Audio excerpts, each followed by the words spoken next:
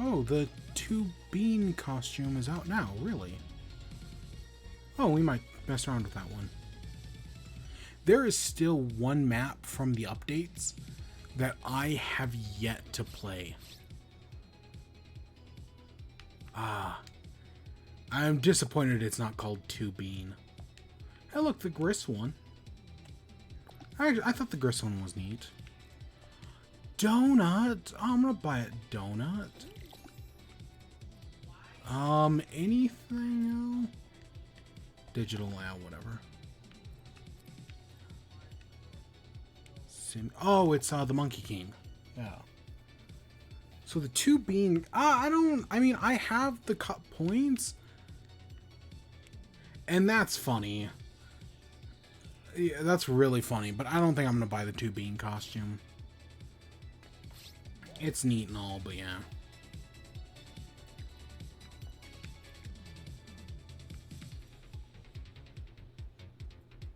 Maybe a little later we'll mess around with that. I'll be honest, let's get around him before we start. But I was gonna say, I don't expect tonight's show to be very long. It's our E3 just happened. It's been the past week. We've all been thinking about it. We've all been talking about it, for better or worse. And this is kind of like my post-mortem E3. Like, what were the... I mostly want to look at the good things. We'll talk about some of the bad things. But I mostly want to talk about the good. Well, I mean, we still have to talk about Ubisoft, a company that protects mental and physical abusers. But we'll get to that. Actually, but yeah. Yeah, tonight I'm gonna try to do a shorter stream.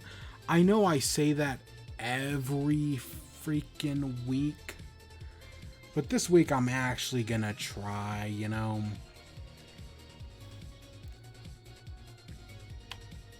So yeah, that's...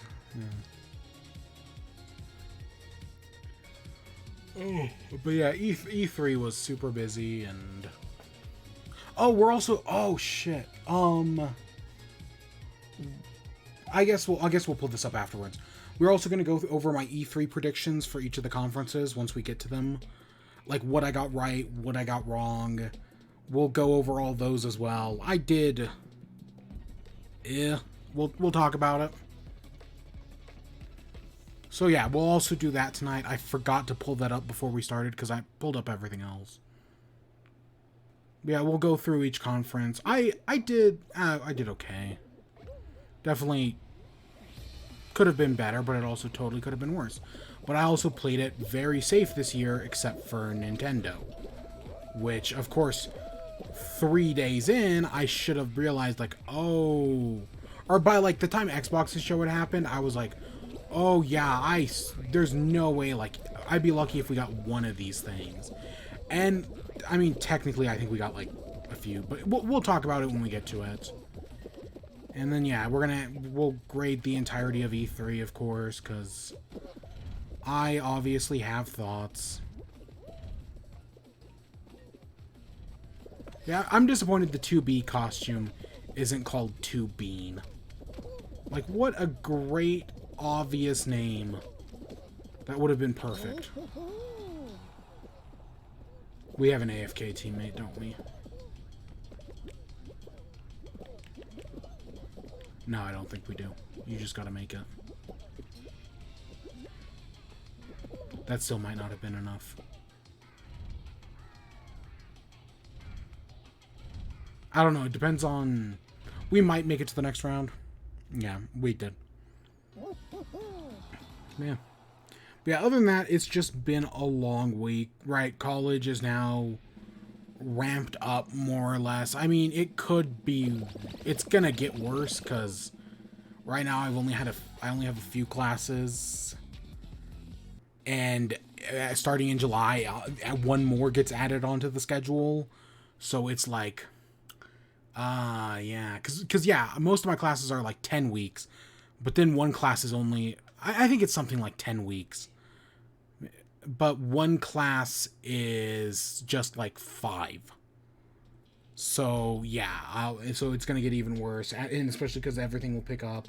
I've already had to write a ridiculous, last night, from like midnight to like 5:30ish, I was just writing a paper. It was like 5,000 words, right? Yeah. But I fucking I wrote the paper last night. And then of course I had to submit it via like the school's like message board thing that like checks papers for like copyright and whatnot. And that the servers were down for that last night when I finished it at like 5:30. Which is something because I used to write papers, right? Usually I wrote them on Thursday nights. But, or usually I wrote them on Friday nights and turned them in Saturday morning. But I would always come across the problem that the servers would be down for maintenance, usually around like 5 to 6 in the morning. So I'd always have to I'd finish the papers at like 5. This happened last semester. I think we talked about it. I'd finish the papers at like 5. And then I'd sit on them for like another hour and have to wait until 6 because they were due at like 8. So yeah, that happened and... Oh.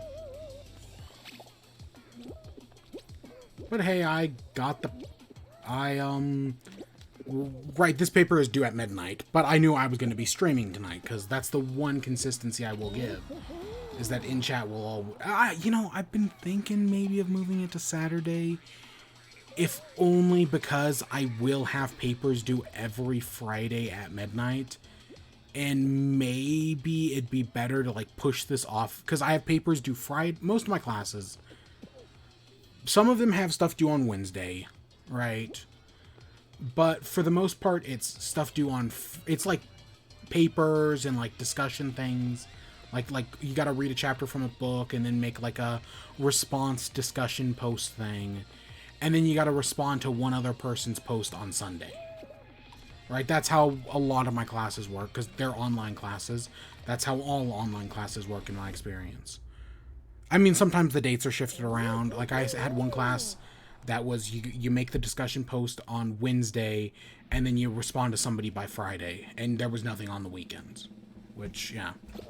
This class is, yeah, one class, the main one is, yeah, stuff due on Friday, and then I gotta turn it in on Wednesday, or, yeah, and then I got a discussion post on Sunday.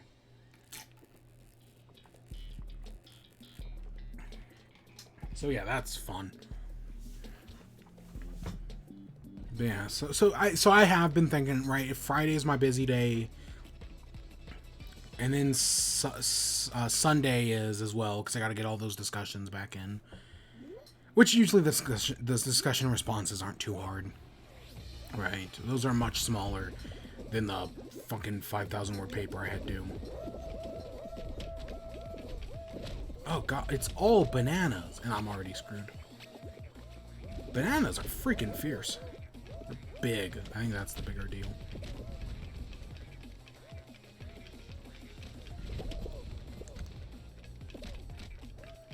Yeah, so I have, maybe we'll talk about it again. As of this moment, I should say though, I have no plans to move anything off of... Oh, there were some other things in that one.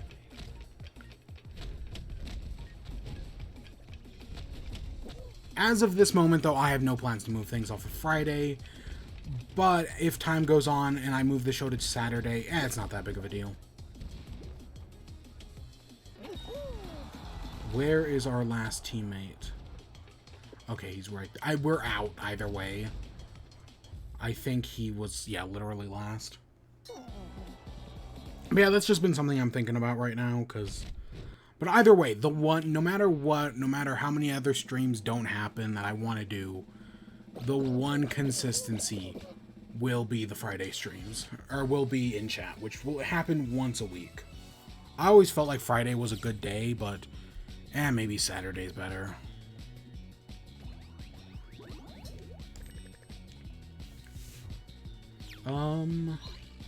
Okay, we've got a few crowns.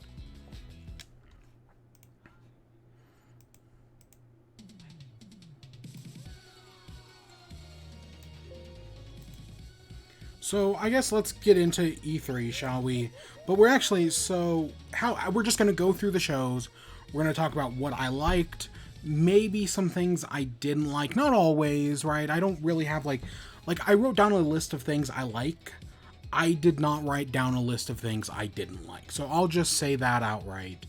But there are definitely some things we are going to talk about. And yeah, I think that's it. We're just going to go by each show. Right, in the order I gave the predictions, Summer Games Fest, Ubisoft, Xbox, Bethesda. I broke up Xbox and Bethesda because that's how I did the predictions for them. Squeenix, Nintendo, and then I have a miscellaneous category for like everything else, like Capcom, Bandai Namco, any of the things we didn't talk about. So yeah, I have a miss category just in case, so we'll get to that. I'm actually pulling up my predictions list right now. Give me a second. I was gonna do that real quick. Oops. Where I went in and I color coded all of my predictions. What I got right, what I got wrong, and everything in between. So I have all of that here. But we start off with Summer Games Fest, which I actually didn't do any predictions for. I had no idea what to expect from Summer Games Fest. Literally anything was possible, so I didn't make any predictions for Summer Games Fest. But what things did I like from... And also, I should say some of what I'm going to say today I have said previously, but this is just kind of like one nice place where I have it all. But yeah, Summer Games Fest. What did I like from Summer Games Fest? Well, there were a few, like, I don't know if they're indie games, actually, but they feel like smaller games, like Tunic and Sable. Right, Tunic is that Zelda-like where you're playing as the little fox guy, and Sable seems to be like a Breath of the Wild inspired game, but you're like in an endless desert, Creature in the Well style. They're two smaller games, and I think they're neat. They actually, from what I understand, on Xbox, both those games have demos that are available right now. So if you want to check out the demos for either of those games, you can go download those right now. I have not, as of doing this, done that. But I definitely for Tunic, because that little Fox Zelda game, it's been at Microsoft shows for years now. It looks great. Because you know I like me some Zelda game, some 2D Zelda. I like me some Zelda likes. Oh, what's that Zelda like? That was Blossom Tale. If you have it might be on. There's a bunch of game sales going on right now, so you might be able to find it on sale. There's a game called Blossom Tale. It's on the Switch, and it actually credits the Switch for its success. Right? Like if it wasn't for the Switch, it does. They don't like the developer was like, I don't know if the game would have done as well as it did. But it's a good game. I played it, and yeah, it's a Zelda-like. It's a 2D, right, Link to the Past style game. And yeah, this Tunic game looks great. And Sable also, like, you're flying around in a thing, going through a desert, you can climb and whatnot. I'm sure that the developers gave some sort of interview, or there was more in-depth thing. I don't know, I haven't checked any of it out, but I know demos are available for both those games. And yeah, those were two things that, like, really interested me, because going into the Summer Games Fest Kickoff Live, last year's Summer Games Fest just sucked. I mean, yeah, they had a few things. I think Summer Games Fest was where they revealed Crash Bandicoot 4, even though it leaked beforehand. But yeah, this year it was just like... Because one of the big problems with Summer Games Fest last year was that it was over the span of like 3 months. And it seems to be doing that this year, right? It seems to be a showcase that takes place over the span of a few months. And I think that's the wrong approach to it. For all my problems with E3 and the ESA, right? For all my problems with those studios and how much I hate the ESA, because the ESA leaked a lot of people's data, right? The ESA basically doxed everyone who attended E3. Terrible organization. They supported SOPA and PIPA back in the day, you know, those bills that destroyed in, what was it, like 2013? 2014 tried to destroy the internet. Yeah, that, and like everybody took a stand against them. Like the big one, I think, didn't Wikipedia turn off for like a day just to like prove a point that these bills were bad? Yeah, the ESA was the ones who supported those bills. And I'm sure, of course, there were probably other terrible organizations that supported them as well. Right? And of course nowadays Ajit Pai, who I don't think works for the telecoms. No, I mean, he works for the telecoms, obviously. He was in their fucking pocket. But Ajit Pai doesn't work for the what bureau? What bureau? Oh god, I'm brain farting right now on what bureau handles the internet in the United States. Is it the Federal Broadcasting? It's not the FAA. Whatever, right? Ajit Pai, who was able to repeal net neutrality, even though everybody told him not to, because he was in the pocket of things like Comcast and Time Warner, and he just blatantly went against people's requests and did it anyways. And I still don't think we have net neutrality to this day, right? Like, net neutrality got repealed, and even though I know the Biden administration was talking about bringing it back, I don't think they ever actually fucking did anything about it. But yeah, so that's a weird tangent, but what I'm trying to get at is that Summer Games Fest could be good, right? If Jeff Keighley wants to take over Summer Games Fest and basically make it the new E3, I'm down for him doing it, because the ESA sucks. But it's one of those things that it takes time. But this year was definitely better than last year, right? Just getting all of these games in one showcase was definitely better than last year, because last year's it was just too spread out.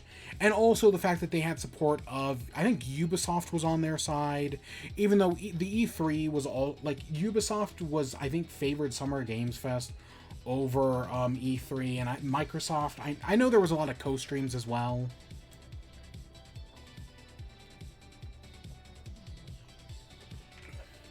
I think the only one that wasn't on, the only studio that didn't in some way support Jeff Keighley's Summer Games Fest was, I think, Nintendo. Because of course it was Nintendo. I mean, even PlayStation supported it. And PlayStation didn't even have a freaking conference. But of course, the big thing from Summer Games Fest that everyone talks about, because it was the best thing in the showcase, was Elden Ring. I should say I have never played a Dark Souls game. I think I said it at the time, I want to play Dark Souls. Once it came to Switch, I was waiting for it to come to on sale, and it never did. And nowadays, I own both an Xbox and a PS4. At the time, I didn't, but nowadays I do. If I wanted to, I could pick up both, right? I could probably pick up Dark Souls Remastered for like $5 on PlayStation or Xbox. But nah, I just haven't. Nah. So yeah, I don't know, because it's always one of those games that I'm like, I don't think I would, like, on one hand, I'm like, oh, this sounds like a game I would really like. But on the other hand, I'm like, I don't think I'd like this game. It's kind of one of those things where it's like, yeah, I could see myself liking it.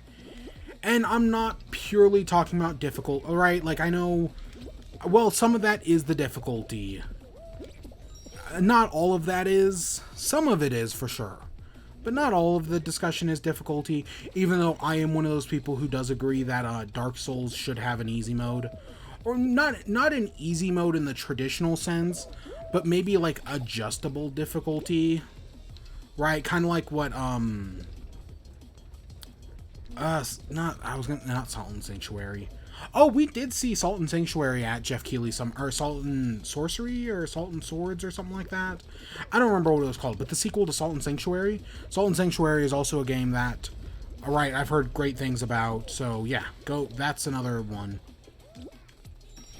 Yeah, that's another good game, that's cool. That's cool that we got some information on that. Actually, I completely forgot about that. I also forgot about Among Us, which the 15 player mode in Among Us, and also the 2 bean thing was in Jeff Keighley's Summer Games Fest. But yeah, the 15 player Among Us, I've seen a few streams of that. Holy shit, is that chaotic. That's some chaotic shit right there. Right, because it's a lot. It also makes games last so much longer. Like, before games would take like a few minutes, or I don't know, like 10, 15 minutes. Now they take over 20, right? Just because there's so many people, and every dead body is a meeting, and of course all settings are adjustable. Like, if you want meetings to take 15 seconds, you can totally do that. But normally, right, with anyone I play, meetings take usually 100 to like 90 seconds. We do long ass meetings. Yeah, that also happened, but yeah, that came out on the 16th, right? They revealed that at Xbox's show. So yeah, that's cool, and I think it's also on... Is it on Xbox now? I don't remember. I know it's coming to Xbox and PlayStation eventually. But yeah, it was just the 15-player mode. They updated the UI a little bit. But yeah, that happened, and yeah, it's neat. I think it's a good thing, especially because the airship map is too big, and this allows more people to be in it. So yeah. But yeah, Elden Ring, I've never played a Dark Souls, but it looks really good. From what I hear from, like, the interviews, it's supposed to be, like, an open-world Dark Souls game. I think we talked about this last week. You know, we talked about Summer Games Fest last week. I think we talked about all 3 of these games last week. So, yeah, a lot of this is me repeating myself. But, yeah, it's an open world. It's got a weather system. It's got a day-night cycle. Whatever. It looks great. And, like, I don't give a shit about the George R.R. Martin stuff. Like, I don't fucking care. Finish your books, man. Finish your books. It's been like 7 years since the last one. But yeah, so I don't care about that. But Elden Ring just looks like a good game, right? It was the most anticipated game at the Game Awards. And actually seeing it at the showcase, it's like, yeah, I kind of get it. Because, like I said, when Jeff Keighley started, like, building up the reveal of Elden Ring, he's, like, genuinely excited. He's kind of, like, nervous. He's like, oh, yeah, I'm so right. Like, oh, this next reveal is going to be big, guys. Right? Like, that's how Jeff Keighley introduces it. And it's like, okay, you're right. And at the time, I was like, eh. But actually seeing it now and knowing what the reveal is, it's like, okay, I get it. I get why because he was excited. He had that enthusiasm. We didn't really get any gaffes this year, right? Like, because every E3 show was more or less a pre-recorded conference. There were no gaffes, but the one thing that I would even slightly call a gaffe is Jeff Keighley getting all excited for Elden Ring. And, you know, now that I think about, and like after, like at the time I was like, huh. But like in hindsight now, it's like, no, that actually works really well. So yeah, and there's just a bunch of other small stuff at Summer Games Fest. I got several things I'm interested in. I treated it like an indie show. I only needed one thing I was interested in. And I just highlighted, 3 plus another 2 kind of ones. Maybe even more than that. But yeah, and Elden Ring right now is scheduled to release next year. Next year is going to be a killer year. Like, between Elden Ring, which Sekiro won Game of the Year at the Game Awards in 2019, and now Elden Ring is nominated. Or now Elden Ring comes out next year. God of War won in 2018, and now God of War Ragnarok is supposed to come out next year. Breath of the Wild won in 2017, and Breath of the Wild 2 is supposed to come out next year. Horizon Zero Dawn might be pushed next year. I mean, it might not, but it also might totally be pushed next year. And so, yeah, those are 4 Game of the Year winners that Horizon didn't win Game of the Year, but it was definitely nominated. And yeah, if it wasn't for Breath of the Wild's magnitude of being one of the best games of all time, it probably would have won. But again, Breath of the Wild is just dominated because it's one of the best games of all time. So yeah, it's gonna be a big fucking year. This year has all its complications, and as we go on, we'll talk about them.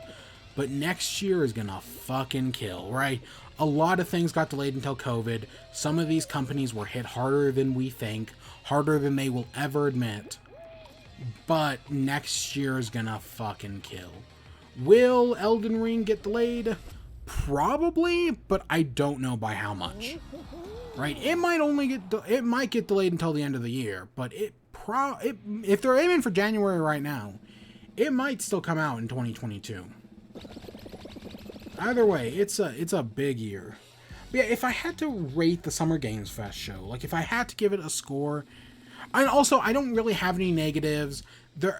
I know, right, a lot of people are excited for that Tiny Tina's Wonderland.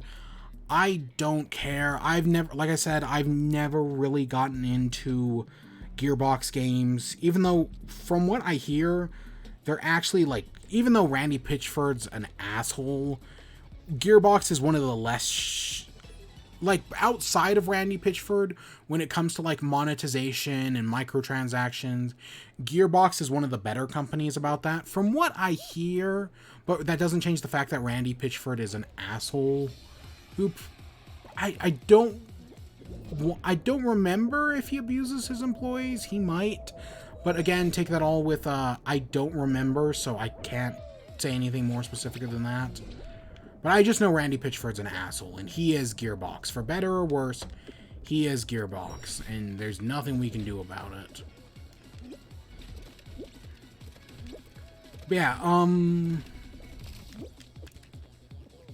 so yeah, if I had to give Summer Games Fest, I don't know, I'd give it like a solid B, maybe a B minus. It was not a bad show at all. Right, there was nothing, like, besides for Elden Ring, I don't think there was anything amazing in it. But I also didn't expect, I had very low expectations. And Elden Ring was enough to push me past those low expectations. So I thought the show was fine, right? Right, and especially, like, some of the shows that would come up in the next few days, not even close to being as bad as some of those. Right, and like, I wouldn't call it a bad show, because yeah, Elden Ring's a strong end. There were a few other things I was interested in. It was kind of boring at moments. I'll concede it was kind of boring at some moments.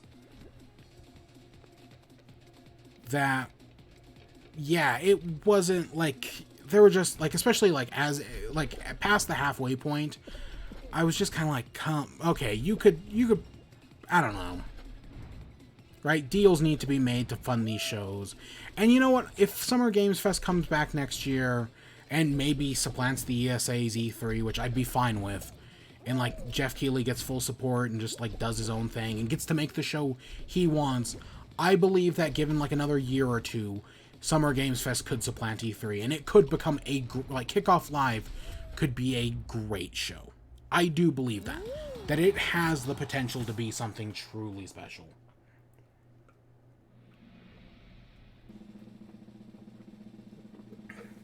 I'm gonna have to go get water. I'm so thirsty. I'm already out. So I guess let's talk about Ubisoft. Oops. Yeah, let's talk about Ubisoft, the company that protects mental and physical abusers. The only highlight I have is Mario plus Rabbids Kingdom Battle. It looks great. I loved the first game.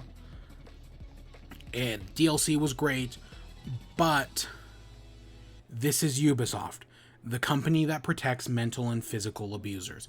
I don't have the graphics in another tab, but yeah, if you go, you can go check out my live reactions to the Ubisoft showcase. But yeah, Ubisoft is the company that protects mental and physical abusers. They fucking suck, and because of that, I don't really want to talk about them. Anything good I have to say about them is giving them good publicity. So yes, Mario plus Rabbids Kingdom Battle is good. This new game is probably going to be great. And Ubisoft Milan, out of all the Ubisoft allegations, I don't even think there was anything on Ubisoft Milan. Right? Like, I don't think there was a single thing. I mean, there might have been something, but from what I remember, Ubisoft Milan is like the one Ubisoft studio that came out clean from all the allegations. But if you were to, and while yes, that does support some good people, right, like, or what appear to be good people, because, right, you never know anymore. Like David Soliani or Grant Kirkhope, or, yeah, Grant Kirkhope? The composer who did the Donkey Kong, Country soundtracks and all of those, right? Because he does the Mario plus Rabbids games, and he's doing this new one. God, I don't remember. And while, yeah, it does support people like them, it also supports people like Yves Guillemot, who was completely complicit in all the shitty things that happened at Ubisoft. Because either he didn't know about any of it, which makes him a terrible boss, which is what he claims, by the way. Yves Guillemot claims he knew nothing about the abuse, or he knew everything about the abuse and just let it slide, right? He was okay with his employees abusing people. I'm not gonna read all. I'm not gonna do what Laura K. Dale did. Like when Laura K. Dale, when she streamed the Ubisoft show, she just muted the stream and just read through all the documents pertaining to the Ubisoft abuse allegations. Fucking credit to her, right? Fucking credit to her. And yeah, so any excitement I have towards anything, because the thing is, I loved Ubisoft games. I loved Assassin's Creed. I liked Kingdom Battle. Starlink Battle for Atlas was pretty decent. Because of Achievement Hunter, I got into Trials. And I loved those games. Didn't buy the new one, obviously. But yeah, I loved Assassin's Creed. I played the first 4. 1, 2, Brotherhood, Revelations, 3, 4. I played the first 6 Assassin's Creed games. And I haven't played any of the new ones. Because yeah, no, I'm not going to. And yeah, Ubisoft is a shitty company that protects mental and physical abusers. They suck. And it sucks because I like their games. Right? Like, I know that there are some people who just don't give a shit about Ubisoft. Right? So it's not a big... So, right, they can easily not support them, and yeah. But, like, and then you see something like Mario plus Rabbids Kingdom Battle, and it's like, oh, this looks so good. I want this. But I'm not going to buy it because I'm not going to support Ubisoft.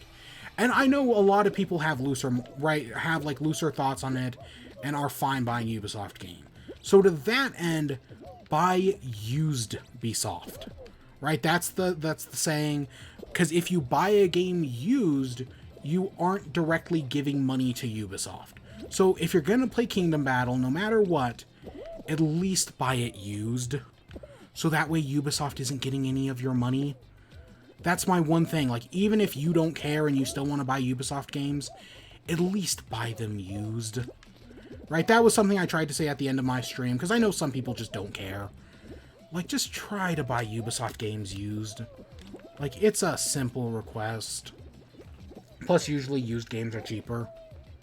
I know some people are just gonna... Because this thing looks great.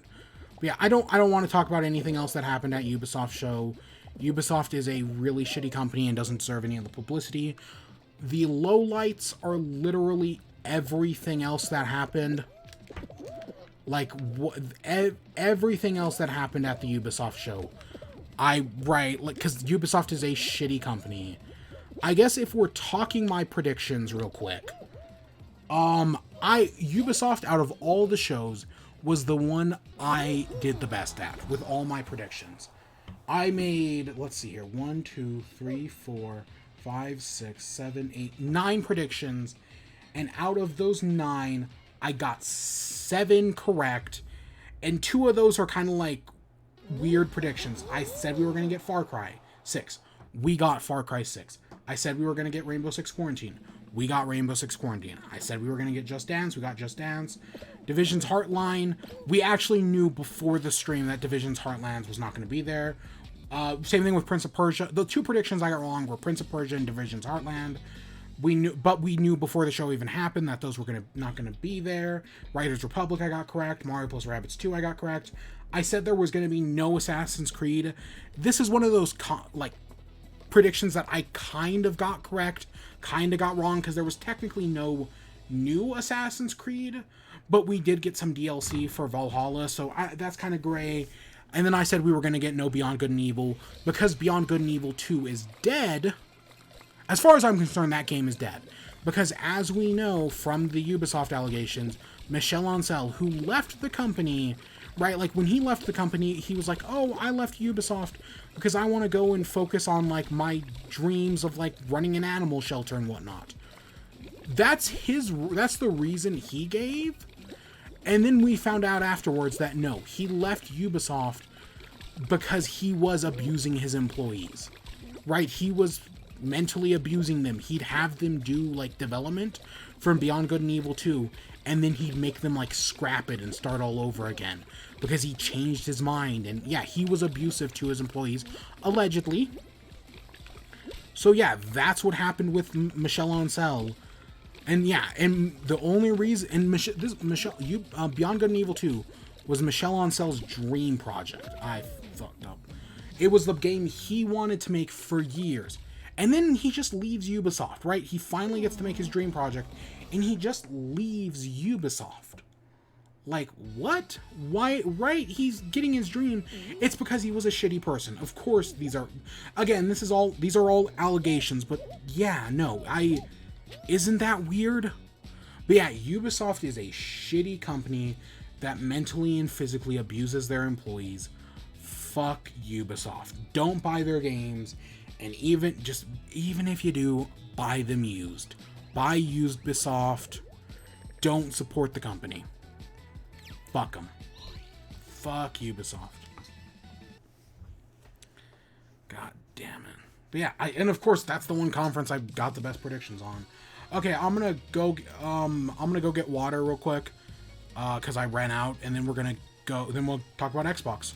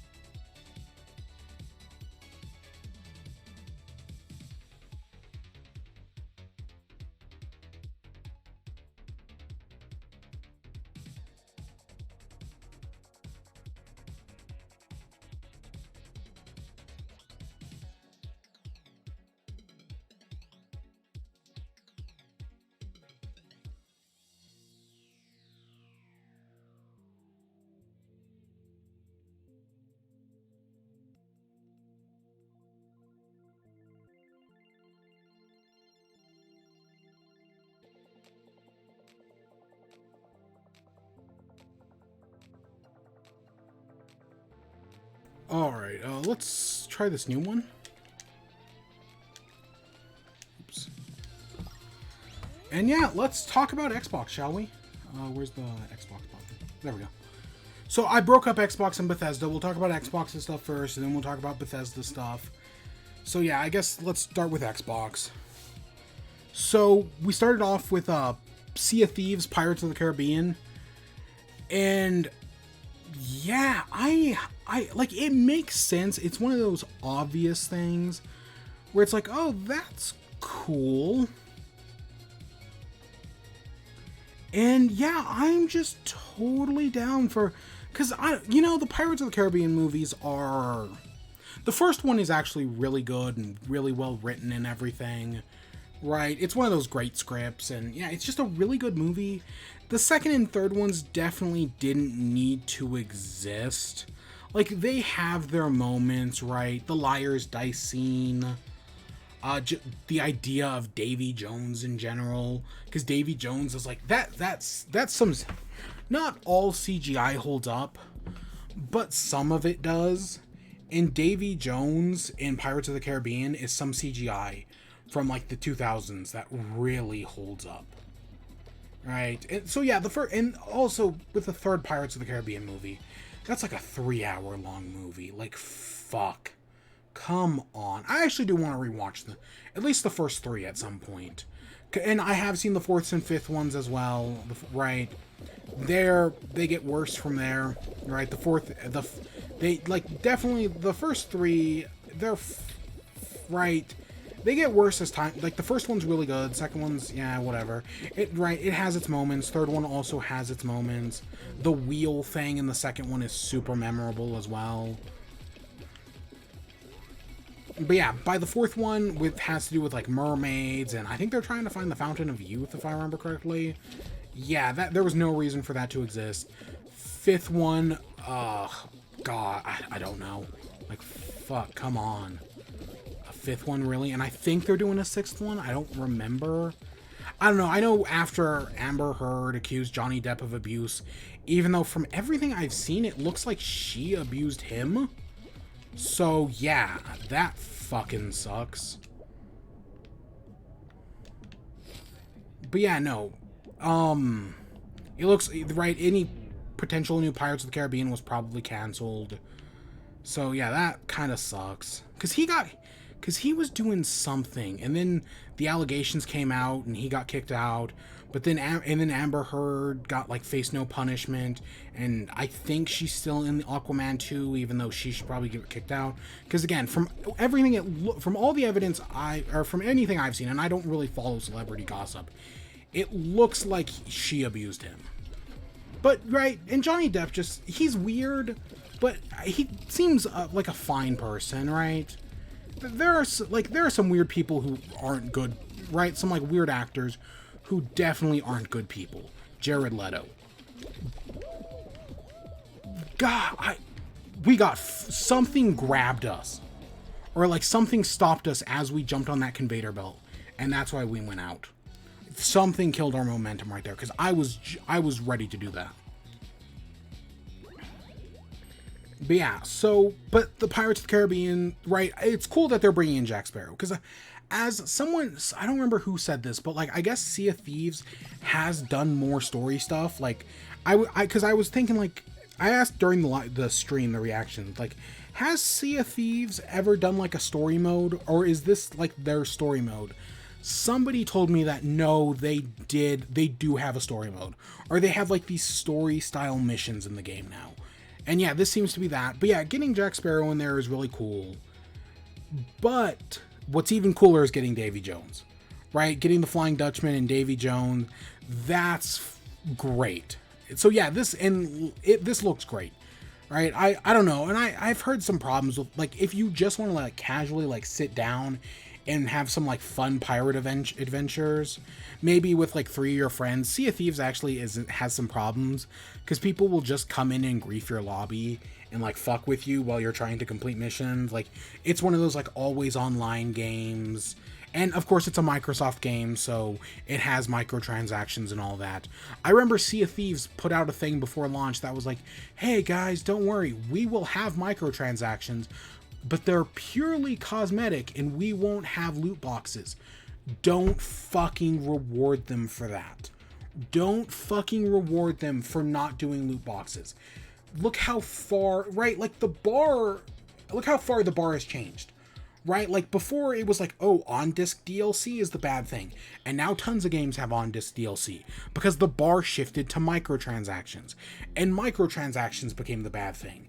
And then loot boxes happened, and the bar shifted to loot boxes being the bad thing. So now microtransactions don't look that bad in comparison, especially cosmetic ones.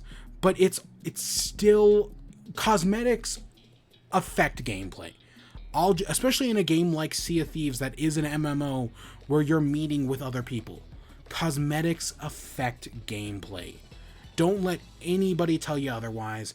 I've also been seeing a lot of people bitch about the $60, like, oh, well, they were bitching about, I don't even remember what game it was. But you know what it was? Somebody was bitching the other day.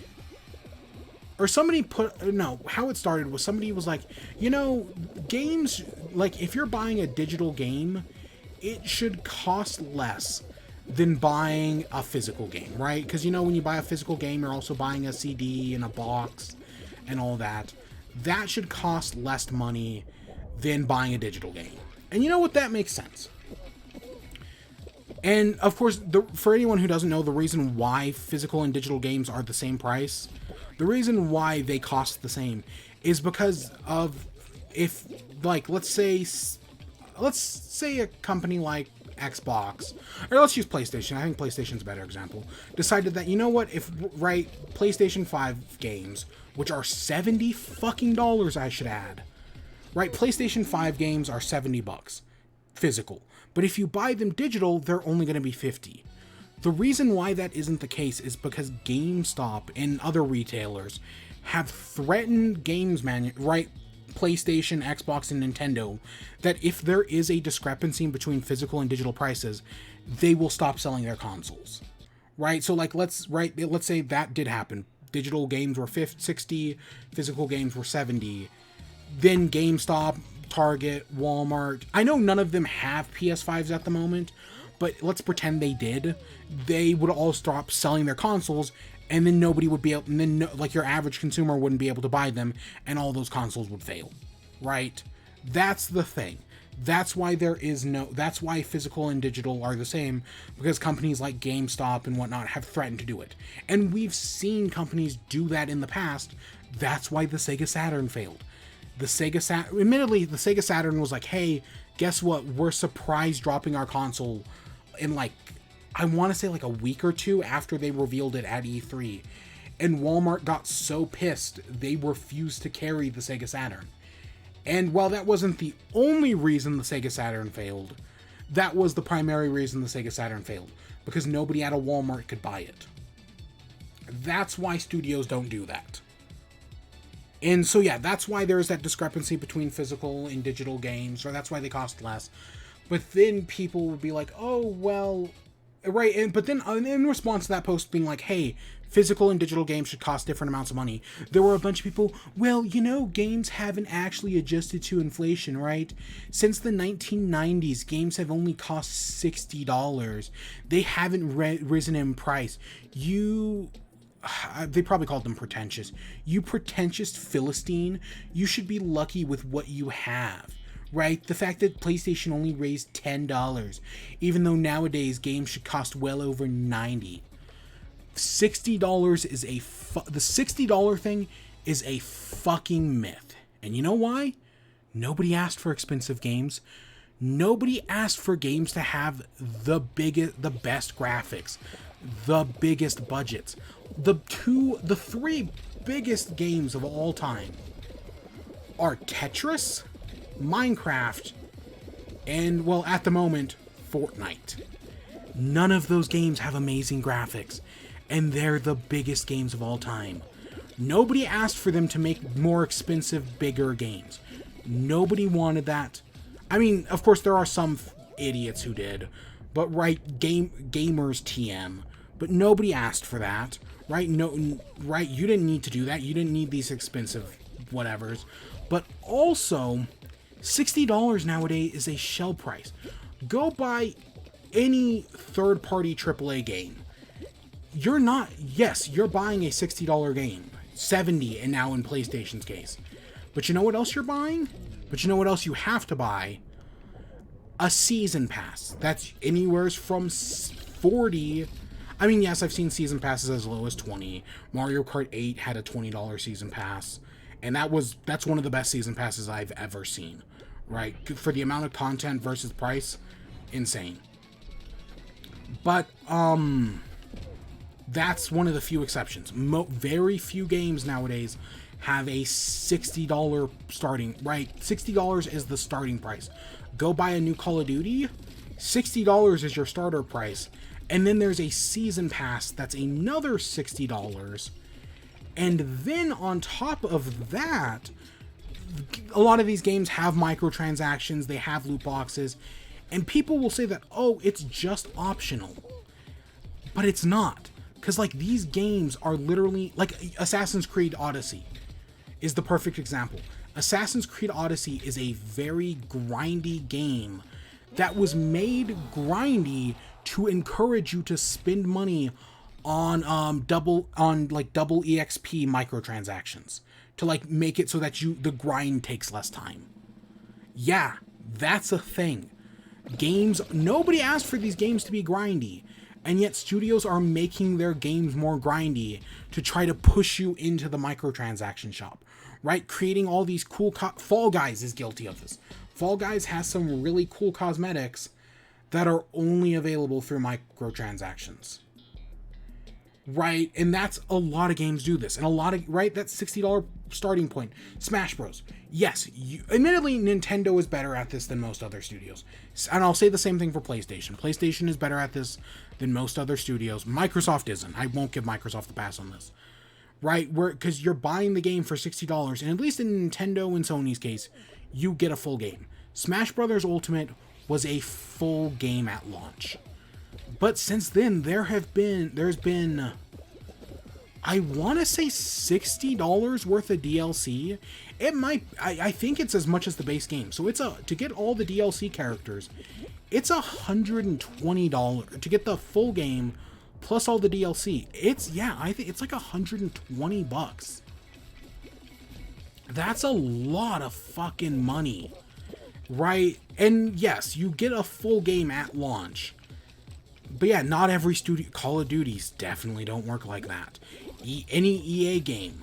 I mean, and EA games are some of the... Because EA games, like Madden and FIFA, still have loot boxes in them. Right? That hasn't changed. So yeah, AAA studios, fuck them. Fuck them. How did we start on this train? Were we talking about Sea of Thieves? Yeah, and then there's things like supporting it, right? Like Nintendo's been getting a lot of shit recently for making games that like feel kind of like half finished, and then they don't finish until after launch. And Sea of Thieves was definitely one of those games. Sea of Thieves, like at least for the most part, when you buy a Nintendo game, they're finished, right? Smash Ultimate is a finished game at launch, and then they added in some DLC. And as much as people don't like to admit it, Super Mario Party was a finished game at launch. It just wasn't that good. I'll stand by Kirby Star Allies was a finished game at launch. It just wasn't that great of a game. I liked it, and yes, it got some DLC, but I think the DLC didn't finish the game. It just kind of added on to it. The game was finished at launch. It was Kirby Star Allies DLC is what DLC should be. Right? Like just taking your default game and adding like, hey, here's some new bonus levels. Here's an even harder difficulty mode. It's just the problem was that Kirby Star Allies was just kind of not a great game to begin with. The core was flawed. And of course, I have these worries about the new Mario Party as well, but we'll talk about that later. Fuck, we talked about Sea of Thieves for almost 20 minutes. But yeah, no, whatever. Okay, you know what? I'm interested in whatever this is. This Pirates of the Caribbean thing? Yeah, I'm down. Let's talk about Halo Infinite multiplayer. So at the time, I was like, yeah, I was more interested in story gameplay other than anything else. Right? And we did get a cutscene that is fine. It was a fine cutscene. I'm actually really, if you go from the Bethesda showcase and the Guardians of the Galaxy showcase, if you go look at the YouTube archive, I actually did a special thumbnail where I'm the like blue person for the Xbox showcase and I'm red for the Guardians of the Galaxy one. I was uploading the video and I was like, oh fuck, I should make myself blue for the Halo one. And I'm so glad I did it. It doesn't look perfect, obviously. Like, I could have actually gone into Animal Crossing and just made my skin blue, and that probably would have looked better. But at the time, I was like, this is funny. This is a funny approach to things. Oh, come on. So, yeah, that happened. But yeah, Halo Infinite multiplayer, it looks fine. Admittedly, again, this is... Right, I'll praise Nintendo and Sony for doing good. I do worry that this is a free-to-play thing, and I do have my hesitation that somehow that Microsoft's gonna... I mean, they have Game Pass, right? And Game Pass is this great service, but I know Xbox is gonna... Right, they're making this free-to-play because they're gonna put microtransactions in it. That's the thing. And admittedly, I am more lenient on a free-to-play game that has microtransactions. Right, like, at least Among Us on mobile phones. It has microtransactions, but it's also a free-to-play game. I'm way more lenient on them in that. You know, yeah, right? Like, I'm way more lenient because it's a free-to-play game. Fall Guys, I will not give any leniency to, because, you know, even though I got the game as part of PS Plus, not everybody did, right? People spent money on this game, and it still has microtransactions. Fortnite, I'm willing to give more leniency to, because it's a free-to-play game, right? I'm willing to be like, I'm willing to cut free-to-play games a little slack. Yes, there are some fucking mobile games. The microtransactions are egregious. It's terrible. Absolutely terrible.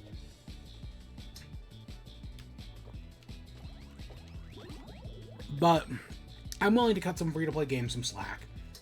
But Microsoft has always been the company that's more willing to embrace the loot boxes, embrace the microtransactions. So I'm worried about that.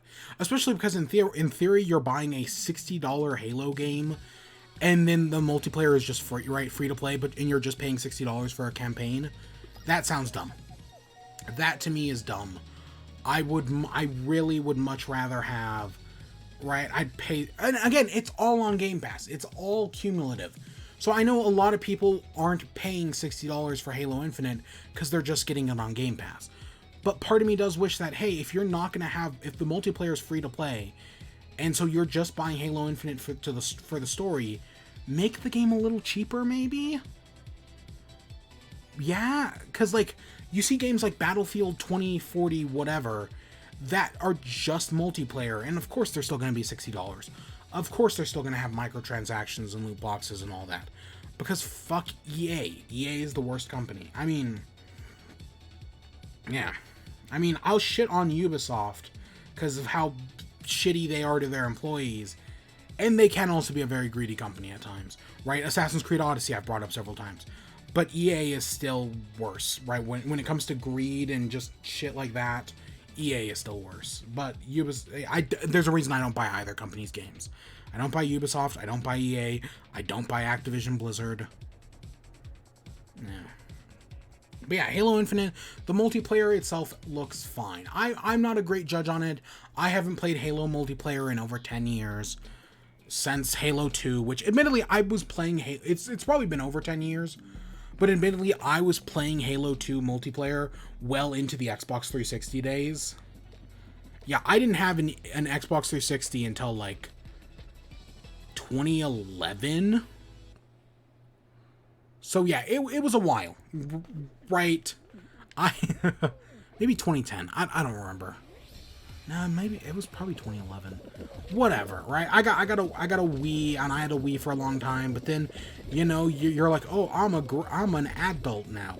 I got to play adult video games like Xbox 360, like Grand Theft Auto, right? And then at some point I realized, like, oh wait, that's bullshit. All these games fucking suck. Nintendo still makes some of the best games in the business, right? Like, you realize that at some point. Or at least I did. Some people still spend thousands of dollars on FIFA 22 or whatever the fuck. Because, you know, those games have loot boxes. But yeah, next up, Halo Infinite. We have Forza Horizon 5. And you know what, we're going to save that. We're going to talk about Game Pass at the end. Forza Horizon 5, beautiful. An absolutely beautiful, like, it's a stunning game. True, like, it looks fantastic. But that's, like, as a racing game, I mean, like, how much can you really innovate on, like, racing games besides for, like, adding new cars? So, of course, the game has to look beautiful. And the game looks beautiful. I don't have a Series X. And I don't know if this is Series X exclusive. And I guess for a second, so the one non-E3 news story I do have this week, which I didn't write, which I wrote down in my notes, but I don't actually have in the schedule, is that Xbox announced that to do Series X games on a Xbox One and other things, their plan, like, because eventually, right, they're gonna have to start making games that only work on a Series X. So Xbox's solution to that is that they'll start cloud streaming games, like Series X games, onto an Xbox One. So, right, like, you know, Microsoft has their xCloud where you can stream Xbox games to, like, your phone or whatever. That I think is out now. I don't know. I always heard conflicting things about that, but I think you can access it now. This guy's out. But yeah, either way, what I'm trying to get at is that there's so like, let's say if your Xbox One can't run Forza Horizon, you could in theory stream it through like let's say it was Xbox Series X exclusive, you can stream it to your Series X. That's a really neat solution. Right, that makes sense, because I know you can stream it to phones. It's not going to look as beautiful, obviously, but I think I get why they're going there. I don't know, but I say this Forza Horizon looks beautiful. That's what I'll say on it. Will I ever actually play it? Probably not. I don't know. Again, well, and I think the reason I'll say that right now is because I looked it up. My Game Pass expires in August. At like the very end of August is when my Game Pass expires. So as of this moment, I think this comes out in what, like November or something. I don't have Game Pass. I think it's November. So right, like, yeah, but this game is on Game Pass and it's gonna look beautiful on Game Pass, right? And that's like, everything is additive with Game Pass. Everything adds onto everything else. So yeah, this is a great get. And yeah, it's just a good looking game. Next we have Microsoft Flight Simulator real quick. They're getting a remember when they announced a Top Gun sequel that nobody gave a shit about? Because I know people were interested, but then quarantine happened and everyone kind of forgot about it. Because it's been delayed. I want to say out of like most delays, it is one of those, like, it has had one of the longest delays of like any movie.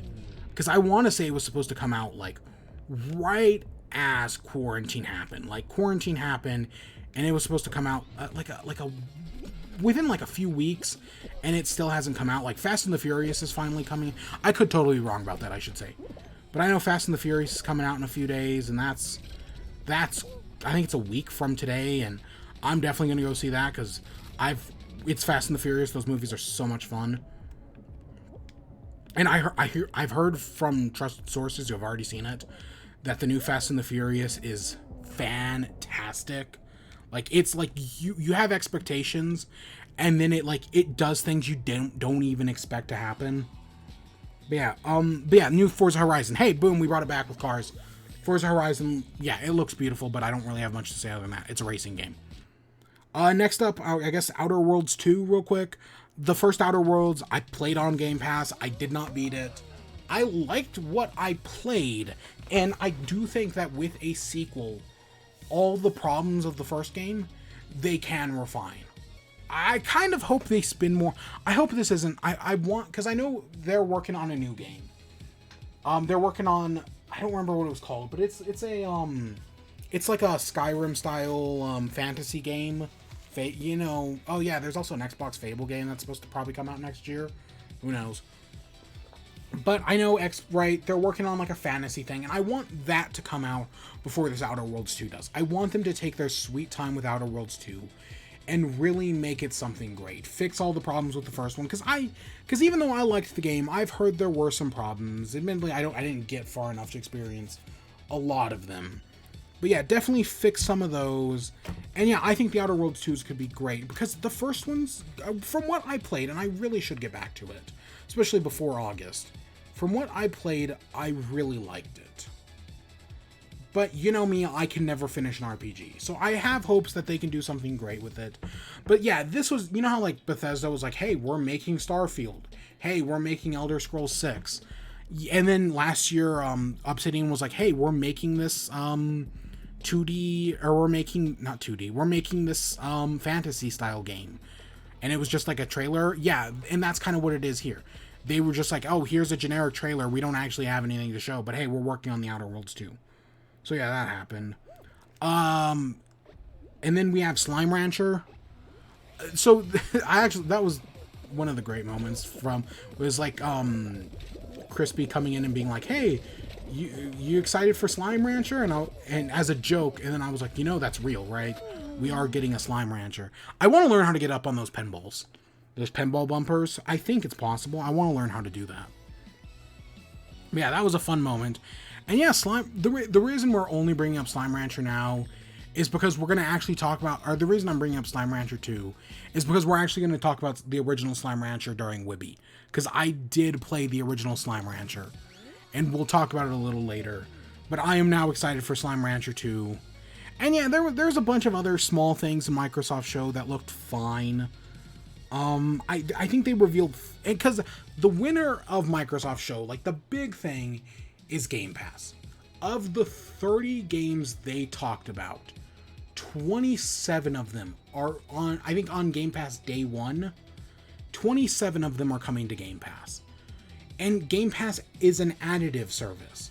So everything on Game Pass is part of Game Pass. It's all additive. Anything they do gets added onto it, right?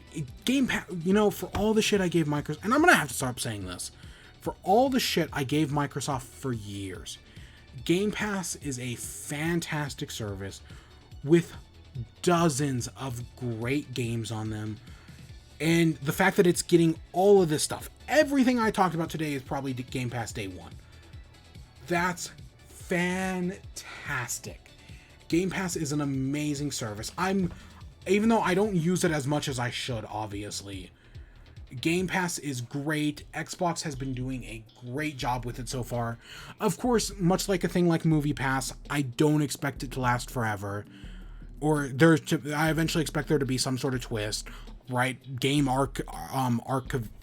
archival is one of the big ones, right? Like, how are we gonna archive games in the future? That's a big deal. But yeah, I am a Game Pass, right? Just, it's because everything works on Game Pass. It's just such a good deal. I think it's great. I think Game Pass is a great service that is definitely doing Xbox, right? It's doing Xbox good. Because Xbox has Game Pass. Everything is additive, so they don't have to worry about, well, anything, basically. So yeah, you know, Xbox, did I rate, I completely forgot. Did I actually rate the Summer Games Fest show? I think I said I gave it a B. Or like a B minus or whatever. I'd probably give Xbox like a B plus. I don't know. And the reason I'm not going to give it an A is because, well, honestly, it's because of the Bethesda stuff, honestly. Because while the Bethesda stuff looks good, we also got, we just, like, we know that this game exists, and then other than that, we don't really know anything else, right? Like, we know Starfield and Redfall exist. We got a basic trailer, but yeah. And then, well, again, all this Game Pass stuff is great. Maybe I'd give it an A minus, honestly, but it's something like that. Like, Xbox's show is good, but it's not perfect, right? I don't think any show, because I think I should say this. At least for this year, I am grading on a curve. What I rate these E3 conferences this year are based on the fact that we just lived through a pandemic. Every studio has been hit. Not every studio can come out and show off their biggest hitters, their best games. A lot of these studios struggled more than we will ever know, right? So if, like, in comparison to previous years, all of these shows would probably get a lower score. But this year, I am grading on a curve. I'm going to treat these shows better. And you know what? If you don't want to, go right the fuck ahead. And I don't blame you for that, because the AAA game industry does fucking suck. When it came to predictions, I predicted Halo Infinite. I predicted a November 2021 release date. As of the moment, they say holiday, so I'm gonna give, like, okay, I kind of got that. I predicted Psychonauts 2. Oh, we didn't talk about Psychonauts 2, but it looks great. It comes out in August. Yeah, Psychonauts 2 looks great, but yeah, I got that correct. Forza Motorsport 8, or I said Motorsport 8 at the time. It's Forza Horizons 5. I don't know where I got Motorsport 8 from, honestly. I think I read that somewheres and just wrote that down.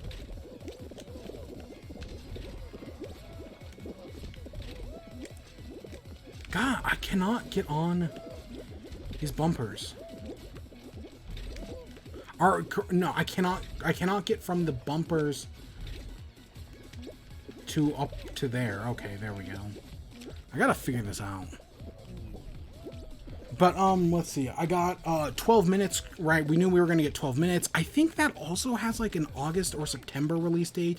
And we already knew Willem Dafoe was in it, but they also confirmed that Daisy Ridley's in it, which I did not expect. But that game, it looks fantastic. I'm super excited for that. When that comes, I think it's September. It might be August. I don't remember off the top of my head. Grounded, I predicted Grounded was going to get a new update, and sure enough, admittedly, I predicted story stuff, and it didn't look like we got that. Instead, they talked about, like, mushrooms, and you could build, like, a mushroom castle. So, yeah. And they did talk about spiders, and I saw, so, I know Laura K. Dale pointed out afterwards, because she does a show called Accessibility, which is all about how games do accessibility, and she did an episode on spiders in video games, right? And how Grounded does its spider thing, and how other, like, there was a game, I think I mentioned this during the reactions, that there is a game that has a spider mode that just turns all the spiders into JPEGs of kittens, which is really cute. But yeah, so during the showcase, they show all these scary spiders, like these giant ass spiders, and then they reveal that, hey, guess what? But that guy, like, I just froze in my tracks there. It didn't even look like that guy grabbed me, but just in midair, my momentum died as if someone grabbed me. So I don't know what the fuck happened there. Maybe it's a thing with the map, but I don't know. Because yeah, that guy's dead as well. But yeah, I predicted Grounded was going to get a big new update. Yeah, there's like this mushroom thing. But yeah, it shows like spiders. It shows these spiders. And then it makes a joke out of it having like a mode that where you can turn off like how scary the spiders are. And yeah, Laura K. Dale was like, nah, I don't really like that. That it's not... Right? That them making a joke out of the spider mode. Right? That like that's not a good thing. Especially with how they did it. But... And I agree with that, but also I think part of what they were going for, at least, is to try to, like, inform people that, like, hey, if you have a fear of spiders, don't worry, we have an arachnophobia mode. The problem is just how they did it, that they made a joke out of it. Because, you know, not everybody knows that they have an arachnophobia mode, right? Like, I know some... Who is it? Was it Ash Paulson who has a fear of spiders, and because of that he can't play a Twilight Princess, because... the first big boss in that game is a spider. It was someone like that. Let's see, next up, I predicted Everwild. So Everwild is that game by Rare. And I actually, so there was one of the few other news stories that came out this week was that Everwild had been completely rebooted. Right? Kind of like how Metroid Prime 4 was completely rebooted. Admittedly, Metroid Prime 4 was moved to a different studio. But from what it looks like, Everwild has also been completely rebooted. So that was a new story that came out over the weekend. So yeah, that's a big thing. I predicted the Banjo-Kazooie remake. I predicted a Banjo-Kazooie remake. That didn't happen, obviously. I think it's gotta happen eventually. Crash Bandicoot Insane Trilogy did so fucking well that eventually it's gotta happen. Eventually that's just got... Microsoft has the IP. They could easily get away with remaking the first two games. And they could get... I mean, they could get a Rare studio to do it. They could get a completely new studio to do it. I don't know. It's just got... especially after getting the Super Monkey Ball remake. It's like, okay, we got Super Monkey Ball, the first 3 games. That's a big deal. Come on, you can do it for Banjo-Kazooie. They did it for Crash Bandicoot, and EA is a much shitty studio, or Activision Blizzard is a much shitty studio that has destroyed Toys for Bob, and Visceral and Toys for Bob, the things that did those games. Rare Replay, I have these weird sort of predictions, like Rare Replay, and Xbox or xCloud thing on Switch, that were just kind of like things I threw out there. I didn't expect them to be true, but I got those wrong. And then lastly, I predicted some big first-party game, especially now that they've bought Bethesda. And we did get Redfall to end it off, so I do count that one as correct. But yeah, let's see, out of 1, 2, 3, 4... Oh, I predicted Perfect Dark, and that didn't happen. That's probably next year. Yeah, 1, 2, 3, 4, 5, 6, 7, 8, 9, 10, 11 predictions. I got 5 correct.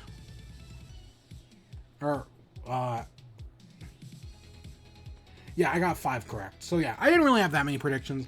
Let's talk about Bethesda next. Gosh, dang it, I hate that I keep doing that. Bethesda had their showcase was intertwined with Xbox. I had a few weird, stupid predictions for Bethesda. Of my 4 predictions, I got 1 correct. The one I got right is Starfield. So Starfield is a game I've talked before about how I think Starfield has a chance to be the best Bethesda game. That it could take the cycle of exploration, combat, loot, and really expand upon it. I don't know, Bethesda put out in an interview, Bethesda said that, hey, of all their games, Starfield is the most RPG-like game they have made so far. And what works about Fallout 4 and Skyrim is not the RPG elements. The RPG elements are only in Fallout 4 and Skyrim because previous Fallout and Elder Scrolls games were RPGs. Bethesda kind of doesn't like making RPGs from what it looks like. Obsidian does, but Bethesda really doesn't. So I don't know. So that, on one hand, that does worry me. I predicted that it was like, I said that, like, hey, it's going to be like Bethesda's Mass Effect. And from what it sounds like, yeah, that's kind of true. Again, we didn't see any gameplay or anything, but they talked about like multiple planets and exploring it and all that. So it does kind of look like we are getting Bethesda's Mass Effect, which does sound fun. We knew it was going to be Xbox and PlayStation exclusive, and that was technically a prediction I made. And sure enough, guess what? It's Xbox and PlayStation exclusive, so maybe I'll practice that later. Maybe we'll mess around with that later. But yeah, I predicted it right. We knew that was going to be a thing. And sure enough, I did. So in my notes, I just have 2022 as a release date. I think in the actual predictions video, I said I was kind of leaning more towards the earlier in 2022. Just because, I don't know, it makes sense. And again, everything in Xbox is additive. So, like, if they release Halo in holiday, or let's say Halo gets pushed and they release it in, like, March, even if it gets pushed, and, like, let's say they had originally planned to reveal they release Starfield in March as well, everything on Xbox Game Pass is additive. So the games can release around the same time without really affecting each other because they're both on Game Pass. Right? Paris Lilly, that's how he puts it. And yeah, I completely agree with him on that. He got to host one of the Xbox showcases. Like Xbox did like another like interview thing. Just, I think it was yesterday or maybe Wednesday, and he got to host that. Fucking great for him. He's great. He tells it like it is when it comes to Xbox and when it comes to gaming in general. Right? His whole stance about how the console wars are stupid, I 100% agree with, right? And how Game Pass is additive and everything, he's nailing it on the head. But yeah, so I was kind of leaning more towards earlier 2022, but no, they gave the release date of 11/11/2022, which Skyrim released 11/11/2011. So I see what they're doing there, and I think that's why we got the release date now, is for that reference, right? But yeah, it's a long ways away, and part of me is like, I wish we had seen a bit more of it. That's kind of why I'm more hesitant on Bethesda itself, is because we didn't actually see much gameplay of it. But so yeah, that's just the thing. I don't know. I want to like these things, but right now I feel like we know, like, yes, we got more than just a JPEG, but we didn't get that much more than a JPEG, you know? And that same thing for Redfall. Yeah, it's this new game, and it looks good. I love that magic character. I don't remember her. I don't know any of the characters' names, But that's the one I'm like, ooh, that's fun. And right, the idea of like fighting vampires, I'm like, yeah. From what I guess in an interview they were talking about the game, and right, I and many others have been like, oh, is this another Left 4 Dead style game? Because you know we got Back 4 Blood, we've gotten a bunch of these like Left 4 Dead style games recently, and they said that no, this isn't a Left 4 Dead style game.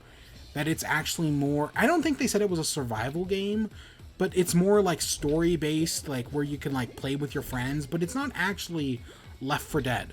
Which, I'll wait until we see more of it. I don't think they said it was coming out next year. I don't remember. They might have. But yeah, no, I'm curious about Redfall. I don't know how great it's gonna be. Right, because if it's just another Left 4 Dead style game, and then it's like, after seeing Guardians of the Galaxy and finding out that you only play as Peter Quill, it's like, okay. And we will talk about Guardians of the Galaxy. I think that's next, actually. But yeah, so I am just kind of hesitant because we just got some trailer. Admittedly, yes, the Redfall trailer was definitely better than the Starfield trailer. Because I at least felt like I got a better understanding of what the game is, kind of. But we'll see. But yeah, those were the two Bethesda things. There were a few other Bethesda things I think shown, and like Fallout 1 and 2 and Tactics, not Brotherhood of Steel, right? Try can you beat Fallout Brotherhood of Steel without wanting to kill yourself? Yep, not that one. But yeah, a bunch of the other Fallout games. Doom 2016 is now on Game Pass as well, which is great. I have in here that I did predict ooh, wow. I did predict Ghostwire. So the one prediction I got right is Starfield. But I had also predicted Deathloop in Ghostwire Tokyo. Neither of those things were right. We didn't get Ghostwire Tokyo, and we didn't get Deathloop. And I like that, using the Grist skin with the dress. Ooh, that's not bad. But yeah, I did predict those two games, and admittedly I didn't expect it because they're both PlayStation exclusive.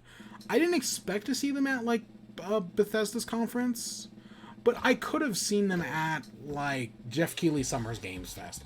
And we'll probably Deathloop I think comes out in October, and we'll probably see it like at a PlayStation State of Play because it has so many fucking trailers. And we'll see Ghostwire Tokyo eventually. And then lastly, again, there's been rumors for years now about Fallout 3 remastered, and I was like, hey, maybe this year's the year. It's never gonna happen, but you know, I'm always gonna say it. I might as well just always say it eventually. I don't know, even though there are now hopes for a Fallout New Vegas remastered. That'll never happen, but there are hopes. But yeah, so I only got 1 of 4 correct, whatever. Next up, we got to talk about Square Enix. The one thing we're going to talk about is the Guardians of the Galaxy. The Square Enix show... So I didn't really have any lowlights, just because I don't... Again, Xbox Game Pass is additive, so I don't really have any lowlights for Xbox. I just really don't. But, so when it comes to Square Enix, they spent a long time talking about Guardians of the Galaxy.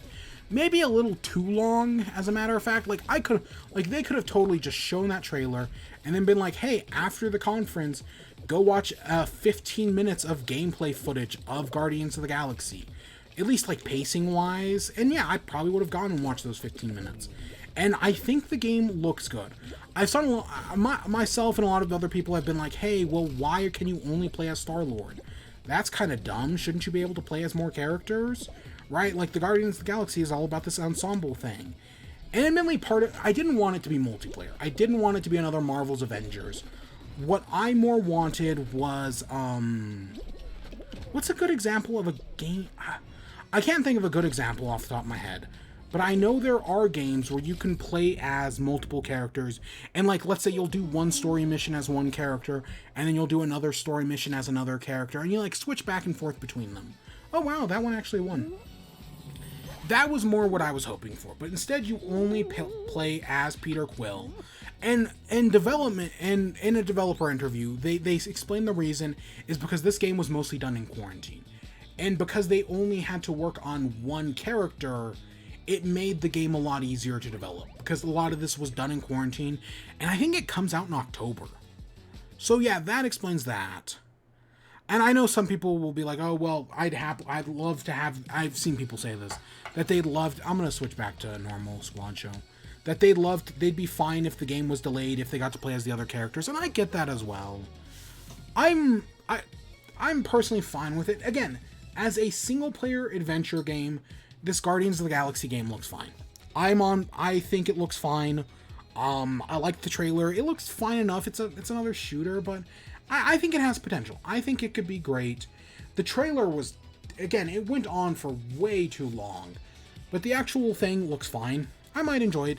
It is coming to Switch, but it was revealed that the Switch version is a cloud version, right? You know how games like Control and Hitman 3 have come to Switch, but they're cloud versions? Yeah, that's this Guardians of the Galaxy. It's a cloud version. So, yeah. That was the only real thing I was interested. There was a bunch of other stuff in this Bethesda show. Nothing I really cared about. Prediction-wise, I predicted maybe at some point we get some Final Fantasy 16.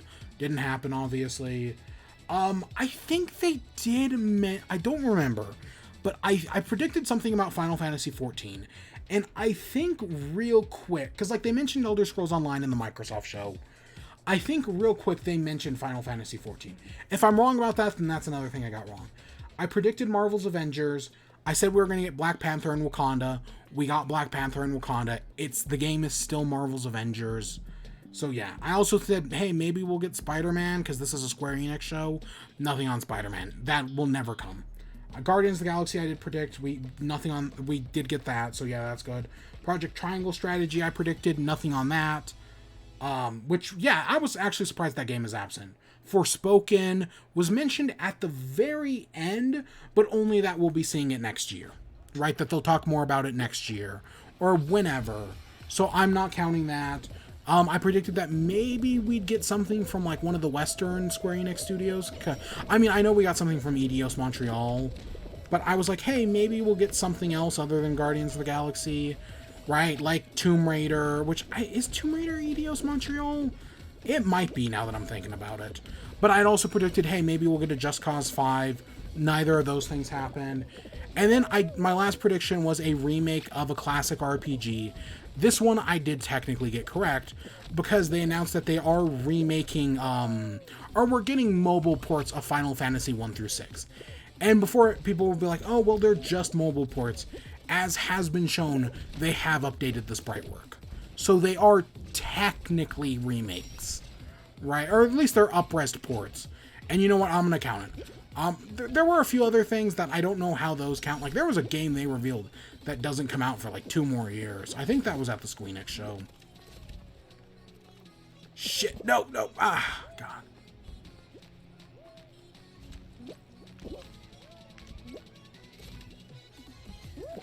Oh, I screwed that guy over. Hope that wasn't a teammate. But yeah, I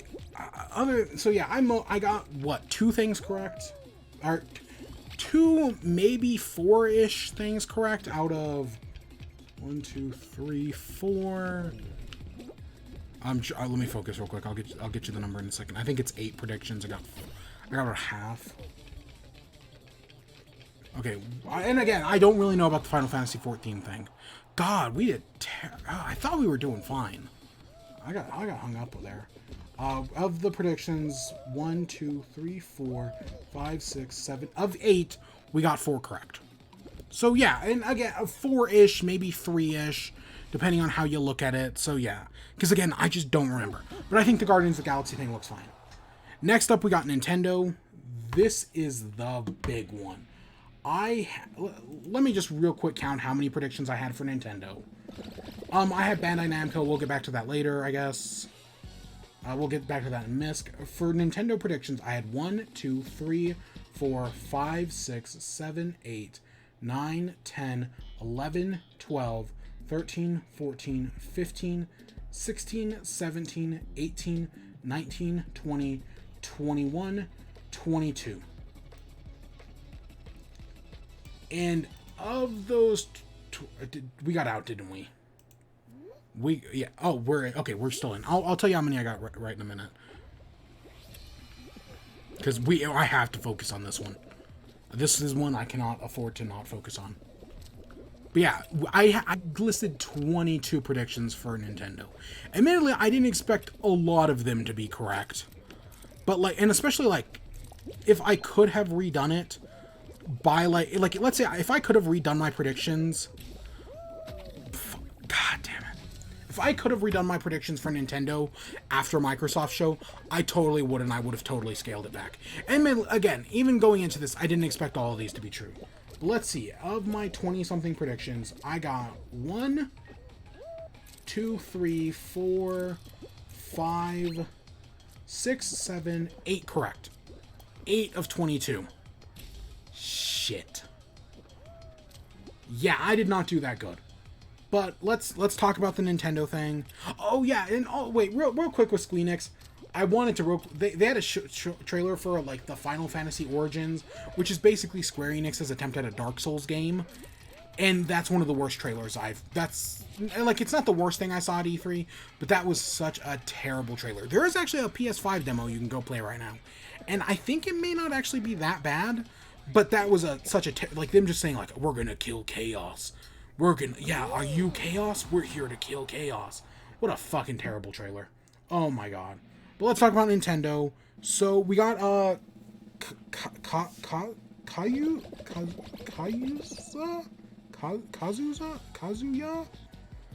A Tekken character in Smash Bros. We got a Tekken character in Smash Bros. Makes perfect sense. A Tekken character, yep. I think that makes perfect sense to be a character in Smash Bros. Is it a character I care about? No. Because I've never played a Tekken game. But Terry is fun to play as. This character might also be a little... And when I say fun to play as, I was like, you know what? I don't like Ryu and Ken. But I was like, you know what? Terry is fine. I was like, you know, Terry's a fine character.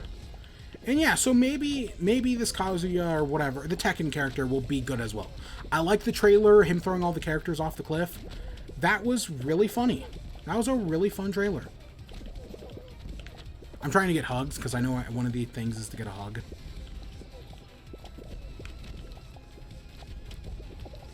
So yeah, maybe that'll be good. Right? I think the presentation is on the 28th. So I think that's next... is that next week sometime?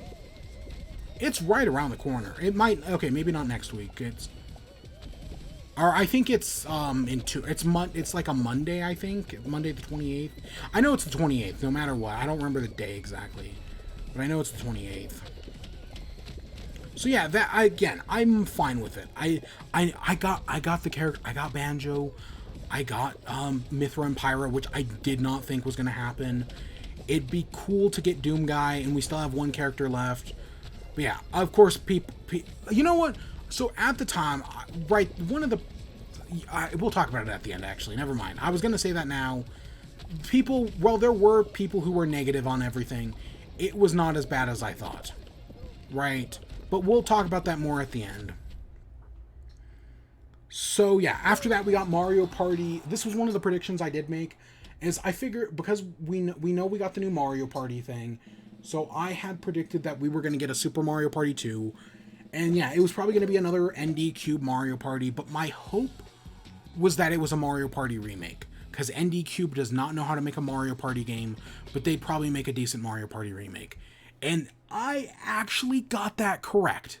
We are actually getting a remake of Mario Party. My problem is I don't feel like there's enough in it for a fucking remake where they just have to remake things. Right now there are only 5 boards. I did speculate that, hey, maybe we'll get some GameCube stuff in here. I don't know if people have looked over and found if there are any GameCube mini games in this. But like the way they worded it, it's like, because there needs, come on, and fucking ND Cube, you can put more than 5 boards in a game. And of course, normally I would say, oh, well, maybe we'll get more boards in DLC. I mean, how hard could they be to make more? But I think the problem with that is that, Mario Party has never, the first time Mario Party has ever had DLC is Super Mario Party getting online mode. And that's only barely, and I barely count that. Because that's not like your traditional, like, hey, here's some more content. Mario Party has never had DLC. Maybe it does this time. Maybe we finally get DLC. Because, like, if this game was $30, right, $30, 5 boards, 100 minigames, and we could pay another $30 to get another 5 boards and another 100 minigames, I would happily pay another $30. Easy to get more boards and more minigames. Happily. I mean, maybe not 100 more minigames, but you know, like, I definitely pay more money to get more boards and more minigames. At $60, it better be free, because we're paying $60 for this. But, like, come on, Nintendo, you can fucking do that. You can fucking give us more boards and more minigames, even as DLC, so I hope that's something that happens. But, this game's online, and it's got, all the boards are online, every minigame is supported, you can match with random people, you can, because one of the big problems Super Mario Party Online has is if the game crashes, that's it, you're out, right, and you have to restart your progress. You can save your progress just in case the game crashes. They actually fucking thought of that one. I think this, even still, no matter all the problems, I still think this game looks great. I wish there was more, of course, and I hope maybe they're hiding some stuff, because again, it doesn't come out until October. But I think this looks great. And then next we have Advanced Wars Reboot Camp. Advanced Wars is one of those, like, we've talked before about, like, oh, Nintendo has, like, different varieties of series, right? There are series from Nintendo that are just dead. That Nintendo just hasn't made a game from in years, and will probably, and presumably might never make a game from again. And I figured, admittedly, I also put, right, like Chibi Robo is one of them. We will probably, sadly, never get another Chibi Robo game, because Nintendo fucked over Chibi Robo. Nintendo sabotaged Chibi Robo, and we will never get another Chibi Robo game, sadly. Probably. I mean, I'd love to be proven wrong. But, I mean, to be fair, I also put Fatal Frame, and they are re-releasing Made in Blackwater, the Wii U game. So, hey, there's always hope. There's always hope for anything. But Advanced Wars has been dead since the DS era. I think the last Advanced Wars game was on the DS. People love, if you've ever, I predicted we were going to get a Fire Emblem game. Instead, we got an Advanced Wars game. And if you like Fire Emblem, you're going to like Advanced Wars. Advanced Wars is a very similar-ish game.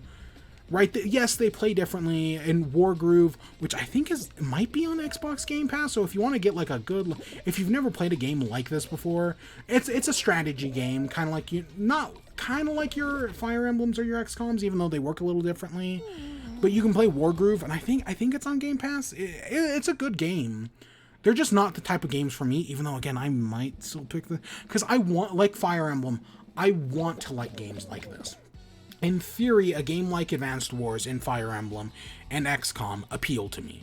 And I have had fun. I liked XCOM, the XCOM Enemy Unknown. I did like that. Did we not get a single hug? I hugged so many people, and it did not count a single hug. That's dumb. I hugged so many people.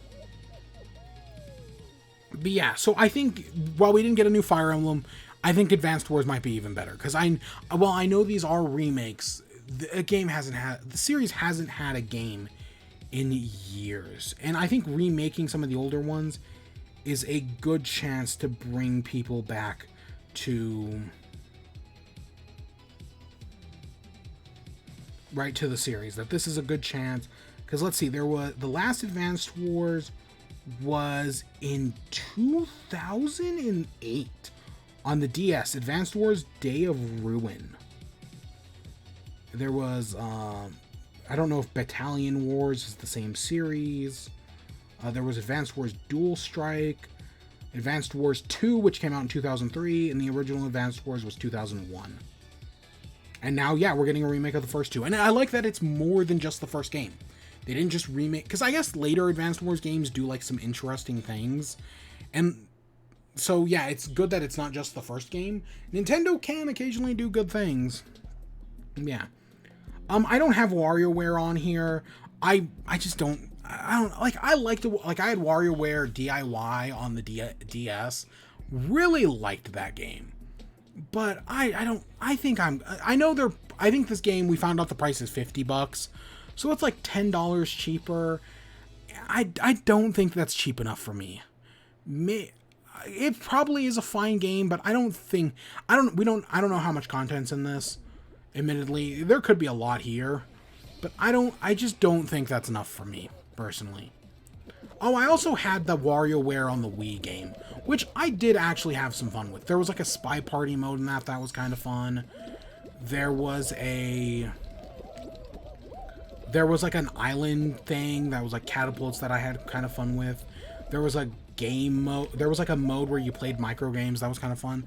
The WarioWare Wii U game was, well, definitely not perfect. I mean, you basically got it for free if you bought Mario Kart 8. So yeah, I mean, you could also get, I think, admittedly, I think you could have, I think I actually ended up buying it for like, I found it on sale for like 10 or 20 bucks. But, because I think the actual Mario Kart, when I bought Mario Kart 8 and they gave you the free game, I think the free game I got was Pikmin 3. Yeah. I don't remember, it's been so long. But yeah, it was okay. It was definitely flawed. Yeah, so I probably won't pick up WarioWare. I don't know. But I know some people are super excited for it. And I know WarioWare Gold on the 3DS was like amazing from what I heard. Like, I hear that's the best game in the series. I don't know, if this was a Wario Land, which hasn't had a game since, I want to say the Wii. I think Wario Land Shake It was the last Wario Land game. I might have been more interested, because Wario Lands aren't bad. Or at least that's what I hear. I don't know, there's a fucking Wario Land game on Virtual Boy. How bad could it be?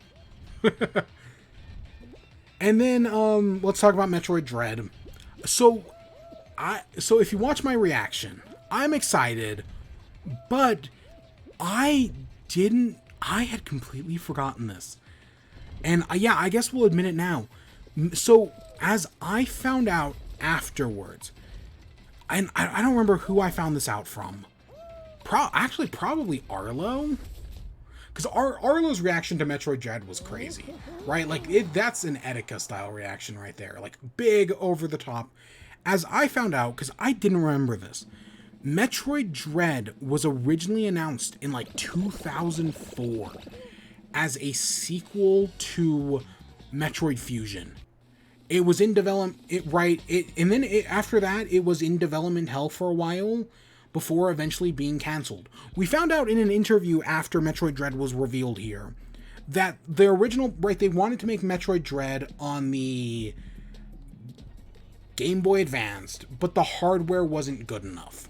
So then they decided, you know what, we're gonna stop the project for a while. And then I think they said they came back to it on like the DS or something, and we're like, hey, we'll do Metroid Dread again. And the hardware just wasn't good enough as well. So they canceled the project again. And now they claim they're finally able to do their vision on the Switch. So the game they always wanted to make will finally happen on the Switch. Hey, how you doing, Brainless Mistake? Good to see ya. We're talking E3 right now. We're at Nintendo. Gosh dang it. I keep screwing up this fan recently. I'm not gonna lie.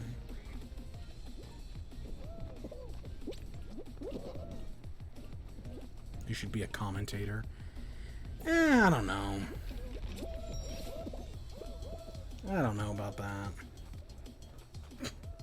Or however. I know what you meant. I don't know if I'd be a good commentator.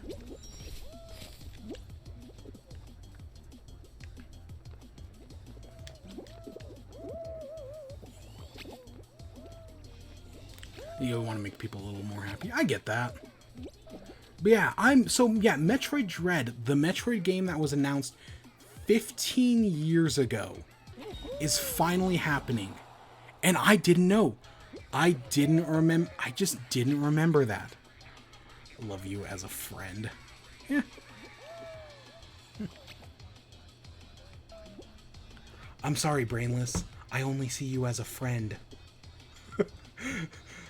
Love me, Kenpachi Ramasama. God, I still love that video. Never played Persona 4, but that video's a classic. Notice me, Kenpachi Ramasama, Hey, look, it's a friendly bear. But yeah, and so Metroid Dread looks great. So even without all the context of years of like people being excited for this game and like, hey, is this gonna happen? And it got canceled and then it got restarted. Even though we didn't know it got canceled. Like, I don't think they officially ever said it was canceled. But like, they canceled it, then they restarted it, and then they canceled it again. We now finally, 15 plus years later, finally have Metroid Dread. And all that context of it like having that long development cycle, I did not know about. Or at least if I don't know, because when I like know about like weird things in the gaming industry and from Nintendo, it's usually stuff like Project Steel, right? Like, I know weird things like Project Steel, right? The game that destroyed Nintendo's American development studio, right? Metroid Dread, I've probably heard of before, but I for sure didn't remember anything from. So yeah, I couldn't tell you anything about it. But people are excited for it. I'm excited for it just on how it looks. I do like me some and I'm glad it's not a Super Metroid remake. And because we did find out that Mercury Steam is co-developing this game. But yeah, I'm glad we're not just getting Super Metroid by Mercury Steam. That would have been boring. Metroid Dread. And I like the name, Dread. Like, that's such a good name. Especially for, like, Metroid, which is kind of like one of your, like, first horror things. It has such emotion to it. But having it... Yeah, I think gameplay-wise, it looks great. Right? The whole Stalker thing is kind of like an evolution of the FSX from Metroid Fusion, which we actually... So, back in 2018... I think it was 2018... Maybe 2019, but I think it was 2018. No, it was probably 2019 now that I'm thinking about it. Back in 2019, I streamed Metroid, Super Metroid, and Metroid Fusion. All those streams exist overall. I think they're all archived on YouTube. So if you're at all interested, yeah, I did check those out. You can check those out, I guess. Hey, I'm still in it. Or no, I'm not actually. That's the Castilia Cone guy. So yeah, I have Let's Played all those Metroid games. I have not played Metroid Zero Mission. I thought I owned Metroid Zero Mission.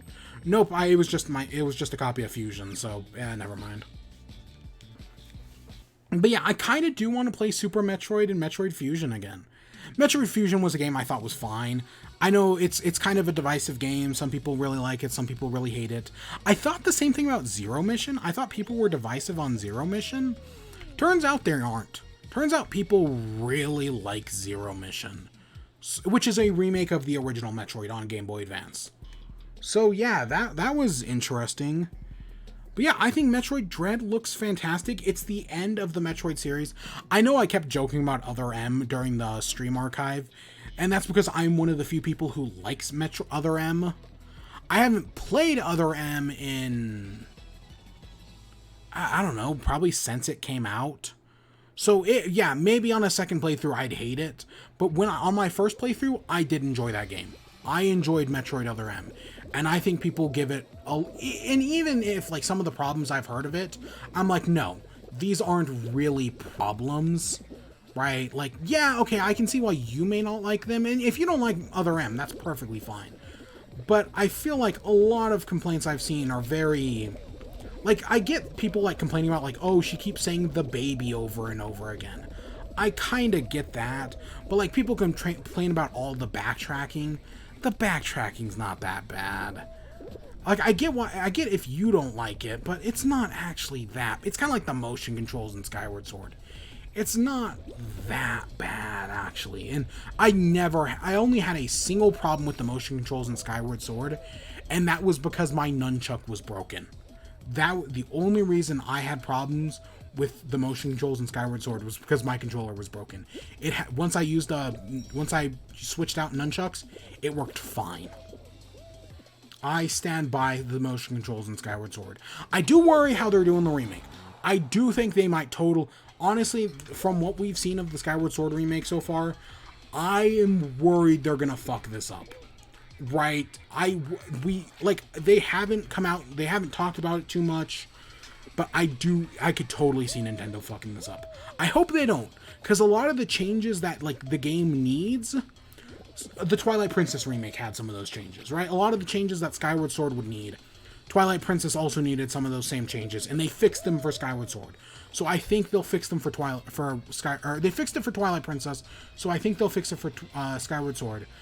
But I do worry about like how much they're gonna fix Fi. I hate the whole amiibo debacle with the fast travel bullshit. That's fucking stupid as hell. That still pisses me off. Even if, again, I personally don't remember it being that tedious, it still is just a shitty thing to do. Like, the Metroid Dread amiibo don't actually, like, I think they just give you a free energy tank and free missiles. They don't actually do anything that interesting. Which I know is how a lot of people would rather have amiibo, so, I don't know. But yeah, so I worry about the Skyward Sword remake. It comes out next month. Even though my Switch is broken, I'm probably going to buy it. I'm just not going to stream it. Even though I really wanted to. Like, I really wanted to stream the Skyward Sword remake. And then, lastly, on things I really liked, Breath of the Wild 2. Unlike Starfield, we actually got some gameplay of this one. I still have my hopes, right? Like, the predictions I got right with the Breath of the Wild 2 is that we had floating islands, right? Like, I predicted floating islands. They keep saying in interviews it's going to have a darker theme. So hopefully it has a darker theme. I was hoping for a holiday release date. That's not happening. It's getting right in, like, as you're watching the trailer, it's like, oh yeah, that's not going to happen. Okay. Yeah, it's getting delayed until next year. It's probably going to be holiday next year, which sucks, but you know what? As long as the game, right? The Miyamoto quote that I hate. Not because it's wrong, but because it's overused. Right? The delay game, and I'm sure when it comes out, it's gonna be amazing. I kind of want to replay Breath of the Wild, but I'm also not, because I never actually did the DLC for Breath of the Wild. I was always going to, and then I just never did. So yeah, but that's Breath of the Wild gameplay wise. I'm super interested in Link's robot arm. It looks like at one point, like, he moves the ball. There's been like tons of analysis videos on it. Admittedly, I have watched none of them.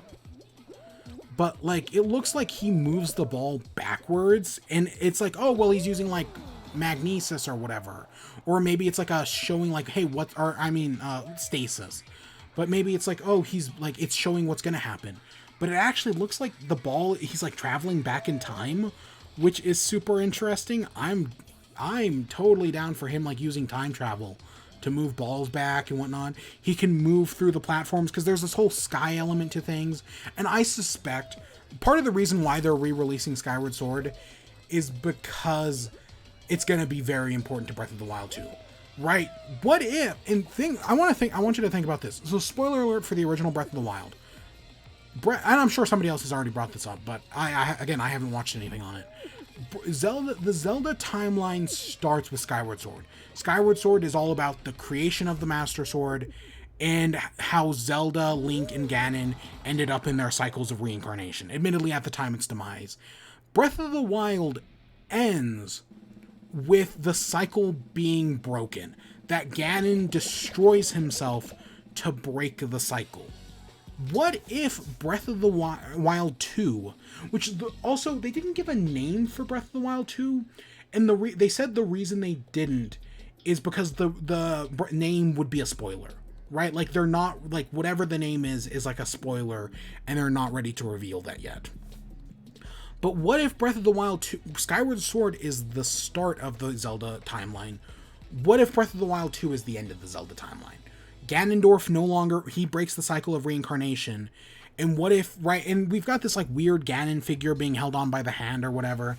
And someone had a theory about like, what if Ganon is like possessing Link? Because there's this whole theory about like a good guy Ganon that it's like about the tapestries in the first Breath of the Wild that I'm not entirely sure I understand, but whatever.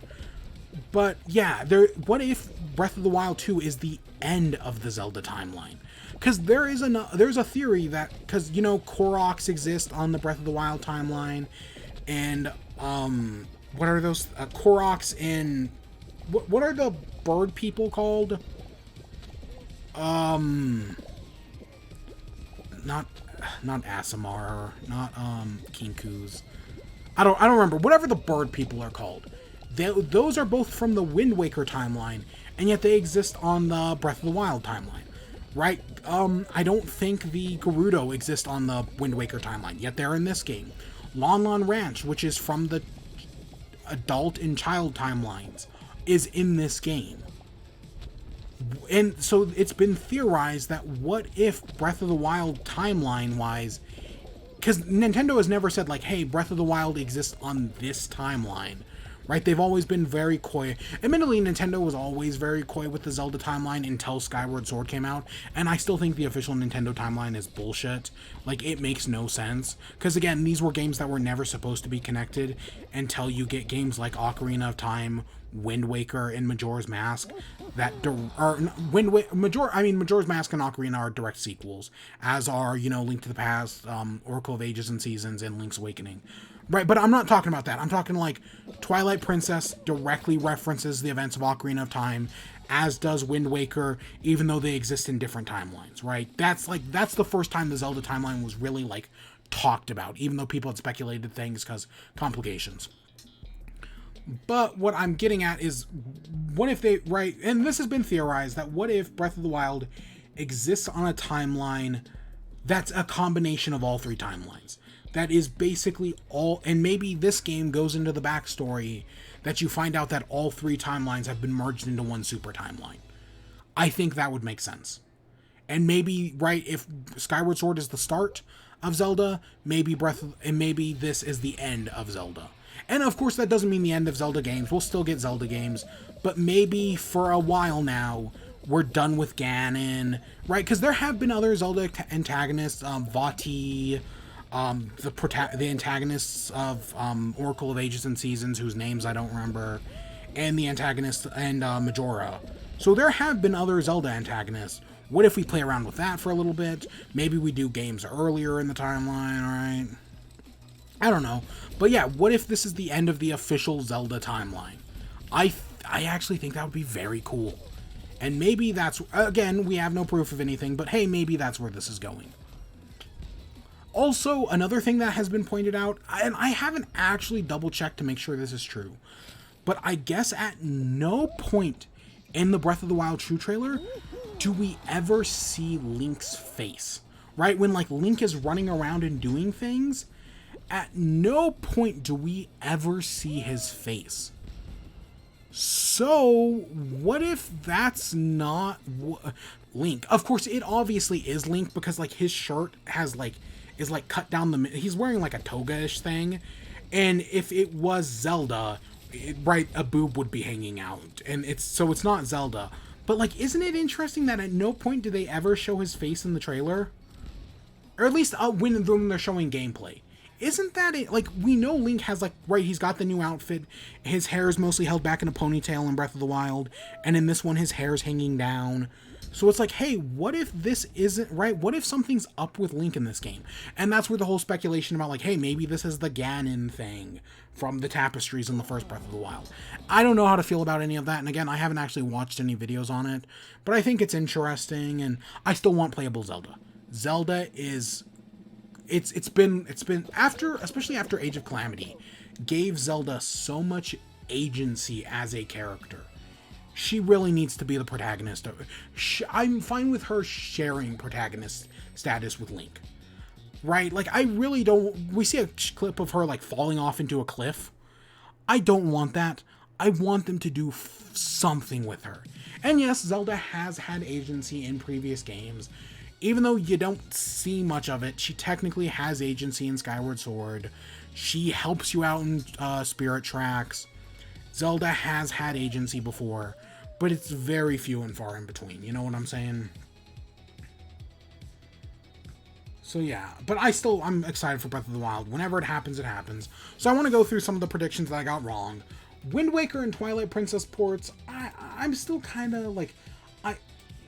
For some reason, it's Winder Waker? Huh, weird. I misspelled it. But, I still think they're gonna come eventually. Even though, personally, I'm done with Wii U ports. People just want fucking Wii U ports for some reason. And yes, I know it's Zelda's 25th anniversary, or 35th anniversary. And at one point, they even, like, when they're showing off that Zelda handheld thing, the little, like, Game & Watch, he mentions that there are no other Zelda things planned for this year. And is that taking as that they're not going to release the ports for Wind Waker and Twilight Princess? You could easily interpret that as that's what they're doing. You might also interpret that, though, as, like, hey, they're not doing anything special, like you know how, like, Mario got, like, Legos and, all that stuff. You could also interpret it that, like, we're not getting Legend of Zelda Legos. And yeah, maybe you're right about that. I predicted Donkey Kong. There were a lot of rumors on Donkey Kong, right? 2D, 3D platformer. None of that, right? I even gave the name Donkey Kong World or Donkey Kong Universe, which I liked. None of that happened. Are those rumors false? I don't think so. They might be, but I don't think so. But I just don't think we're going to see it yet. Maybe next year. Maybe later, because I'm assuming the next Direct's going to be in, like, September. So maybe then, maybe later. I don't know. Again, all these studios were hit hard by COVID. Mario Odyssey 2, I was just like a thing. I was like, hey, maybe. Because Mario Odyssey never got any DLC, but I didn't expect that. I think I even said as much. And yeah, nothing happened. Maybe next year. Or maybe we'll get this Donkey Kong thing. Who knows? A Kirby game. There's been a lot of talk about a Kirby game. But you know what? Like I said with Breath of the Wild, just take your time. With a Kirby game, take your time. Make something special. If it comes out next year, it comes out next year. Especially if they're soft rebooting Kirby, because Kirby has kind of become... I still like it, but it's kind of become stale. I'm not going to disagree with that. So if they're taking their time making the next Kirby game, something truly special, take as much time as you need. I'm fine with that. Right. Splatoon 3, I only put Splatoon 3 on here out of, like, obligation. I didn't expect to actually see it. And, yeah, we didn't see it, so...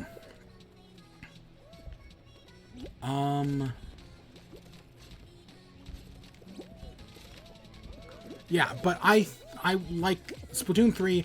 I still think the Battle Royale mode thing is happening. I still think it's an early release next year. It's just a matter of when. And yeah, we'll probably see more of it in, like, September or whatever. Maybe in a January Direct next year, if it's not coming out in, like, early next year. Because I would expect it to be out by, like, March, based on the fact that they revealed it so early. I don't know. Maybe it might also fit up the May or June release dates that Nintendo has normally. I did predict WarioWare. Yeah, that did happen, but again, that was kind of also heavily rumored. Mario Golf, we did get DLC. They did announce that they're doing New Donk City, which actually looks pretty good. I think the new Donk... We've lost this. We're out. Yeah, the new Donk City, I think that sounds like super fun. And I wish there was more shit like that in the game. And there might be. The game comes out next week. I think it's a week from... today? Is it? Part of me thought it was out today, but... yeah, no, it's next week. It's the 25th. So yeah. That's right around the corner. A new Smash character. Right, we talked about the Tekken character. I predicted we were only going to get one character. A lot of people thought that we were going to get two, especially with the fact, like, if one of the characters was not as big. And there was this whole debate about, like, hey, how big is Tekken? That even though Tekken has sold 7 million games, how big of a reveal is it actually? Because I think at some point Arlo said that Banjo-Kazooie was a bigger reveal, and I don't want to fucking get into it. So let's talk about Pokemon. I don't think at any point during the Treehouse we saw Pokemon. I was like, hey, maybe we'll get Pokemon at the Treehouse, even if it's just Brilliant Diamond and Shining Pearl, because normally they show off Pokemon at the Treehouse. I do not think they did. I don't think they showed off Pokemon. Again, it's not like Pokemon Diamond and Pearl Remake really needs to explain itself. We know what it is. They don't really need to show it off, but it would have been cool, I guess. Legends Arceus, yeah, again, because Pokemon doesn't appear in Nintendo Directs. They appear in either their own things or in the Treehouse. And normally in the Treehouse, but yeah, they didn't this year. We actually got some news about that Pokemon MOBA, Pokemon Unite, and it comes out, I think, on Switch next month. It comes out in July. We don't have a firm release date, weirdly enough. But yeah, it comes out in July on Switch, and then I think mobile in September. Or maybe those are switched. The one that surprised me, the one thing that was there that I didn't even, or the one thing that wasn't there that I didn't even realize wasn't there until after the Direct, was Animal Crossing. I'll be honest, because I had predicted, hey, maybe we'll finally get our big 2.0 update. And it wasn't until after the Direct where, like, I think it was like Animal Crossing was trending on Twitter, and it was like, oh yeah, that wasn't even there. Which, my question is, why the fuck wasn't it there? Like, they might not have a big update, but Animal Crossing is the Switch's second best-selling game. I think it's in the top, like, 20 best-selling games of all time. It should have fucking been here. And I know in an interview, they asked Doug Bowser about it, and he was like, yes, we know Animal Crossing is huge. Of course, we're still going to support it. But he said something about it. I might be able to pull that up real quick. Give me a after next time we go out, or the next time I finish, I'll check. But it was just kind of like, I didn't realize it at the time. But yeah, why am I stuck there?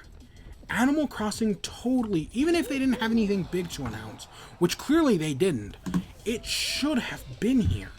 Like, because we really need that, like, some sort of even if it's not, like, again, Nintendo says they're going to support this game for 10 years. I don't think that, maybe that's not the right approach, because this is a huge game. Let me see if I can, let me look through my history real quick. Normally I bookmark shit like this, but I guess I didn't. History, search, Animal, Nintendo, okay, so here it is. Nintendo confirms plans for new future content in Animal Crossing New Horizons after E3. So this is coming from AnimalCrossingWorld.com. In a recent post-E3 media interview, Nintendo of America president Doug Bowser has briefly confirmed details on the company's future plans for Animal Crossing New Horizons. As of a recent no-show on the Animal Crossing series at E3, some fans question the future of Animal Crossing New Horizons, whether any future new content will arrive in future updates. See, because that makes you, right, the fact that they had nothing to show makes you worry that, hey, right, because this is a roadmap game. And Nintendo says they're going to keep supporting it, but, like, there is no guarantee a roadmap game will ever be supported. And it's, okay, so it continues. Thankfully, Nintendo of America's president has confirmed in an interview with The Verge today that there are, in fact, future plans for content, specifically new and fun activities to engage with. Here's the full quote regarding Animal Crossing by Nintendo of America president Doug Bowser. While we didn't talk about, so this is the quote, while we didn't talk about it during the E3 Nintendo Direct, we absolutely have plans going forward to ensure the 33 million people who have islands out there have new and fun activities to engage with. Look forward to more to come. I don't know. I'm not, admittedly, I don't think Nintendo's gonna fully drop this game. Again, this ain't, like, if it had only sold like a few million copies, you know, like your Mario Maker 2 did, right? Which, again, Mario Maker 2 sold fine-ish, but it was still considered a failure by Nintendo. So, yeah. But it still sold, a few million copies, which I guess just isn't enough. God, I've been taking notice recently. So I watch Arlo, and, well, I know a lot of people bitch and moan about Arlo, and I don't agree with a lot of complaints about him. I have taken notice recently that anytime he talks about a game, he's talking about sales numbers. And I know sales numbers matter, but this is also Nintendo, and Nintendo does weird shit and have actively sabotaged franchises in the past. GB Robo. Yeah. I know there are others than Chibi Robo, Star Fox, but yeah. But yeah, no, I just, like, the fact, like, Animal Crossing is selling so well, and I know COVID has affected this game.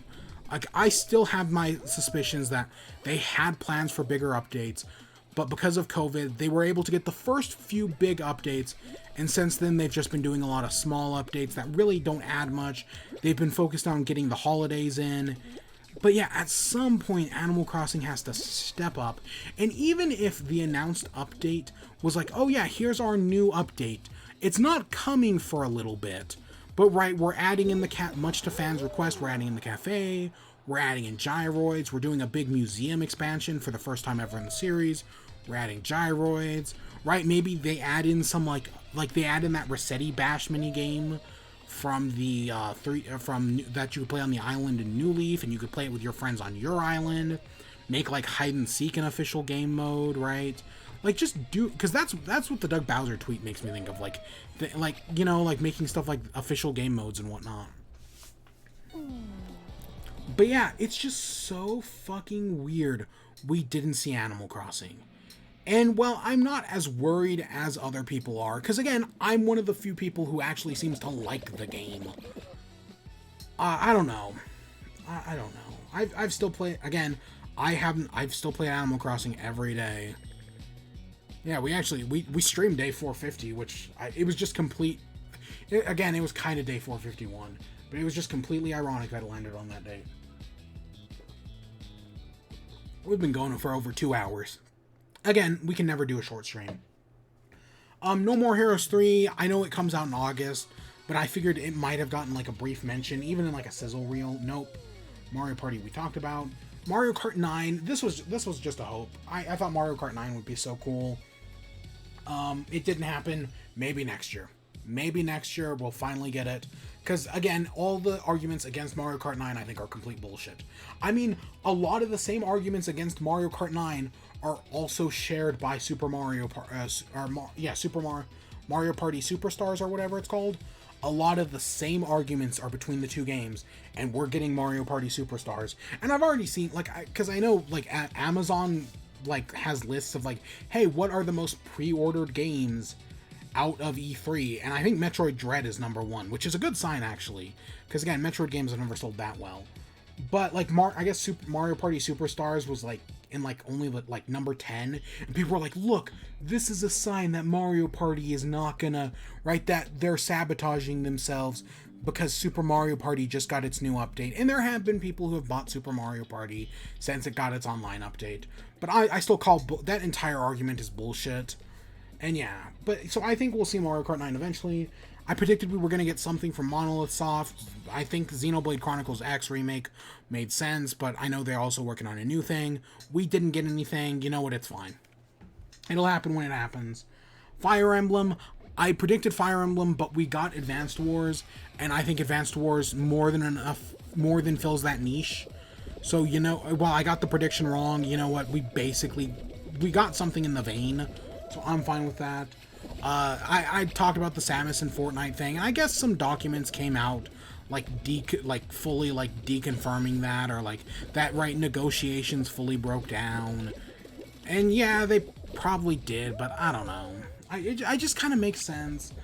Hyrule Warriors DLC, they did talk about Hyrule Warriors DLC. The new character is the Guardian. And if you have Hyrule Warriors, the DLC is actually on sale. I think it's like $5 or $6 off right now.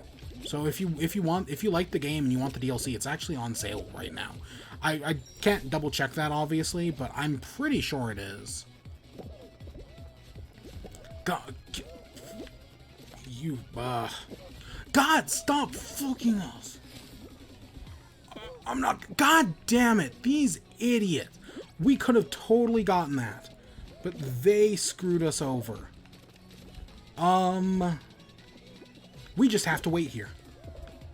God, you fucking morons. Yeah, I got screwed over twice there. Yeah, I've not been doing good at this map. I think I'm doing fine, and then I look up and it's like, oh, we're in 13th. And it's just like, what? But yeah, I predicted, whatever I said, Age of Calamity. The new character looks cool, the Guardian, the Master Cycle. I don't know if the Master Cycle is the DLC that I think came out yesterday.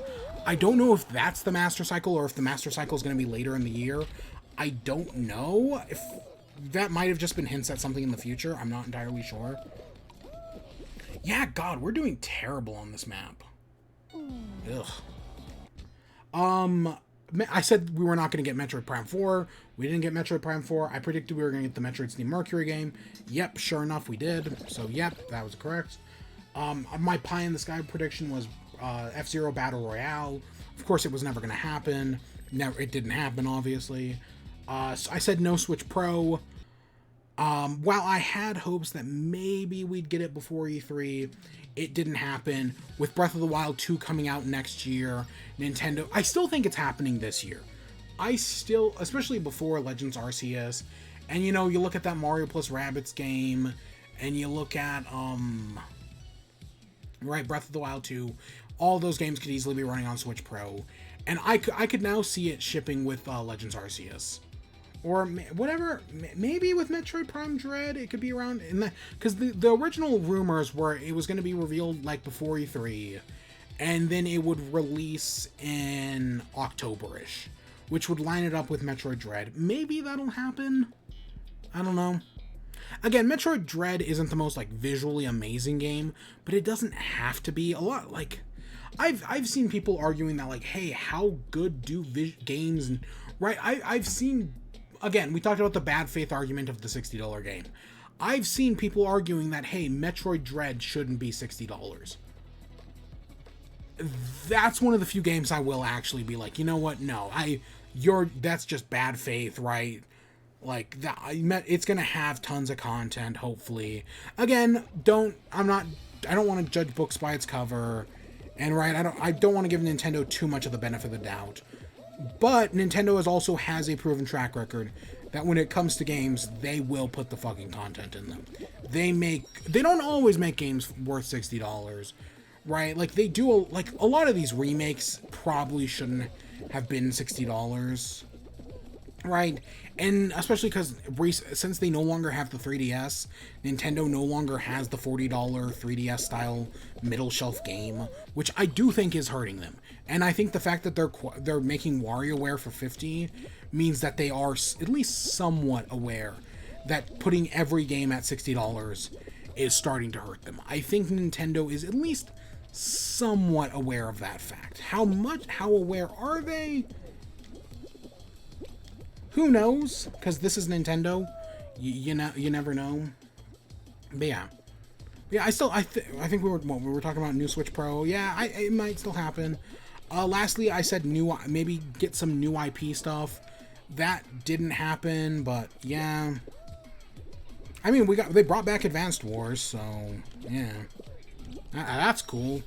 Oh, also I didn't mention the Super Monkey Ball remake. But that's like 3 games for, I think the game's only $40. Like there's another good middle shelf game, the Super Monkey Ball 1, 2 in deluxe for $40, an amazing deal. Yeah, that sounds fantastic. And that's in October. There's like 3 or 4 big games coming out in October. So sign me up for Super Monkey Ball, man. God, I just hope the Switch Pro is out, because again, my Switch is kind of broken.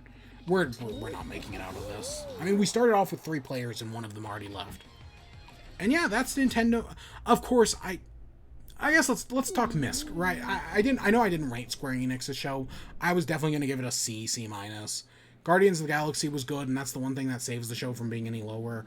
But yeah, definitely like a C minus. Nintendo show, I'm also gonna give an A minus, A2. Again, we're grading on a curve. Nintendo, out of all the shows, Nintendo had the best show. Easy. I think Bethesda had a good show. Don't get me wrong. I think Bethesda had a good show. If we had seen more of Starfield, I'd probably put it higher. But because we actually saw Metroid Dread, and I know we saw Halo Infinite, and I'll give them credit for that, right?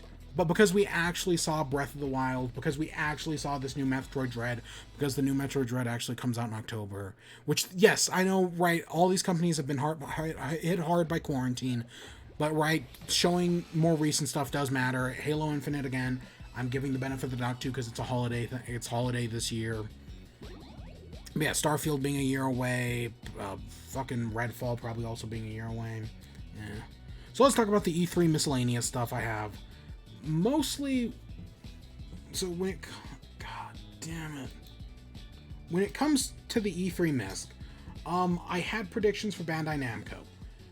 I had 4 predictions, and I don't think we saw Scarlet Nexus at any of the shows.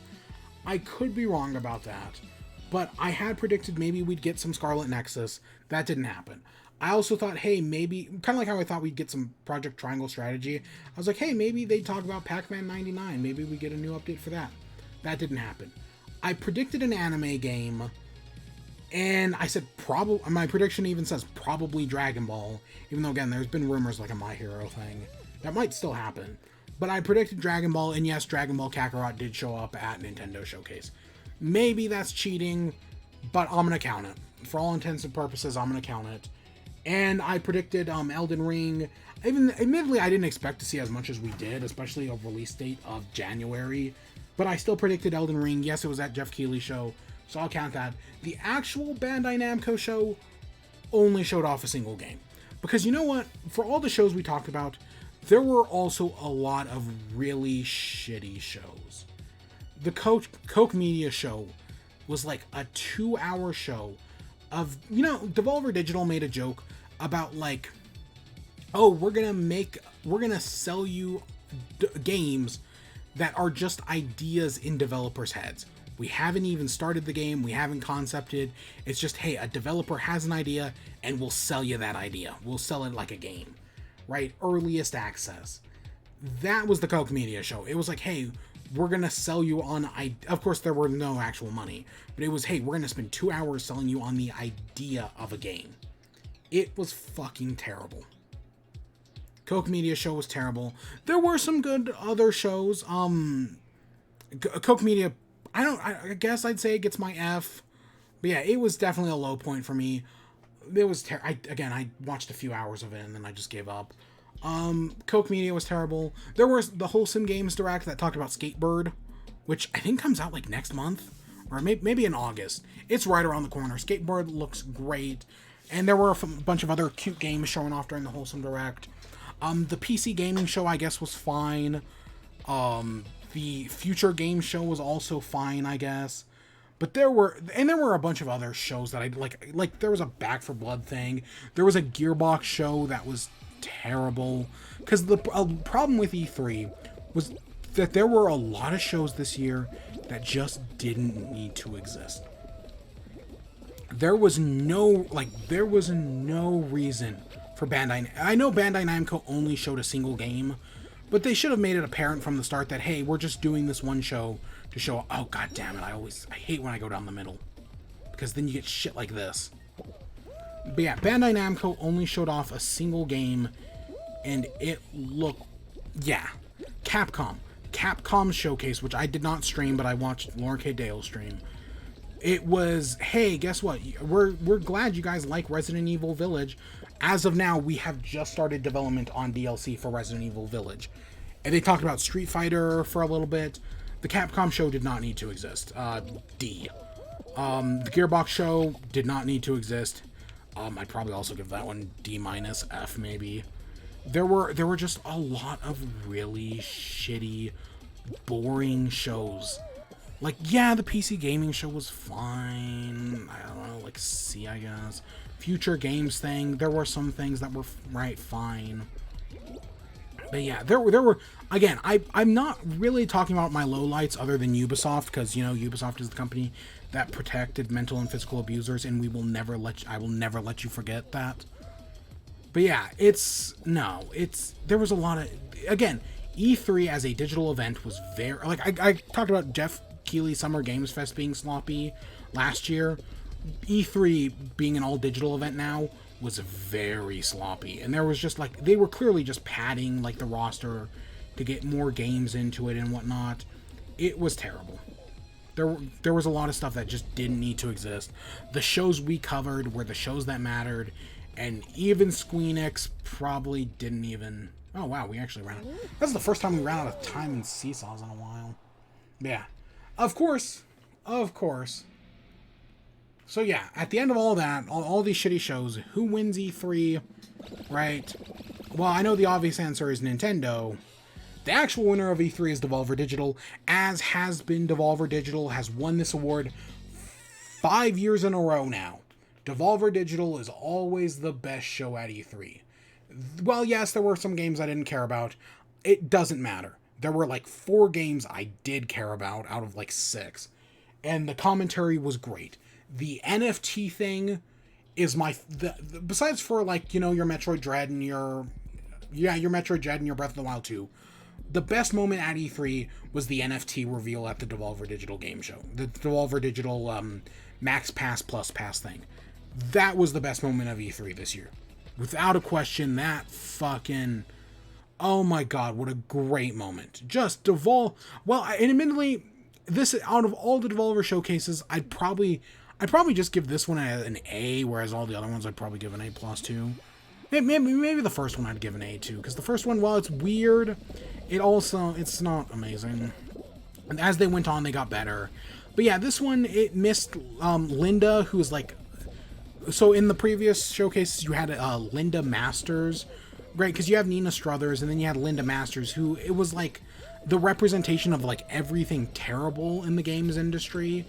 And they kind of killed her off last year's showcase in the 4th one. Because, yeah, Devolver won last year's E3, even though there wasn't an E3, because they had the only showcase last year. Yeah, that happened.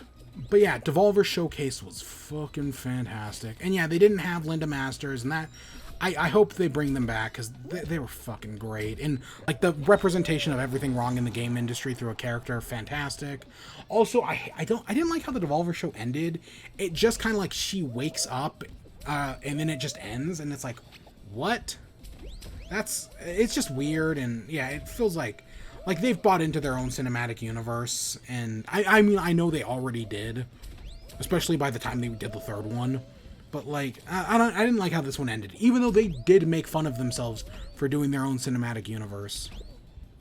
But yeah, no, of course Devolver won E3. They've won it every year for years now. Yes, one day they will make a bad show, but, yeah, nah. Not this year, not anytime soon. But yeah, no, other than that, other than Devolver, who, this is, at this point, winning E3 is their, I don't want to say birthright, but, right, they've earned it. Other than that, yes, I'd give it to Nintendo. Microsoft gets right behind them. Then Microsoft and Bethesda, who, yeah, combined, I'd probably give an A-, B+, too. Nintendo, I'd give an A-, too. Devolver just gets a solid A. Yeah, there's a reason why I saved Devolver till the end. Because, yeah, they always win, obviously. Yeah, and then, yeah, there were a lot of shows that were just, ugh. Yeah, and I'm glad I didn't do everything. That would have fucking sucked. There were some terrible shows. But yeah, that was E3. We talked about it for 2.5 hours. Fuck. Yeah. Yeah, so admittedly, out of all my predictions, I don't know how many I got right. Some, like Ubisoft, I nailed. I mean, again, with the 2 things we knew weren't there that I predicted beforehand that they were gonna be, so it was kind of like rooting against me. But yeah, Ubisoft I nailed, even though, again, Ubisoft is a company that protects mental and physical abusers. Whereas Nintendo, I gave a lot of predictions and got very few correct. And then you have Microsoft and Bethesda. Hits somewheres in the middle, as does Bandai Namco. Squeenix, yeah. Squeenix, I think I also hit in the middle of as well. So yeah, I did, again, I did okay-ish. I mean, I got games I'm excited for.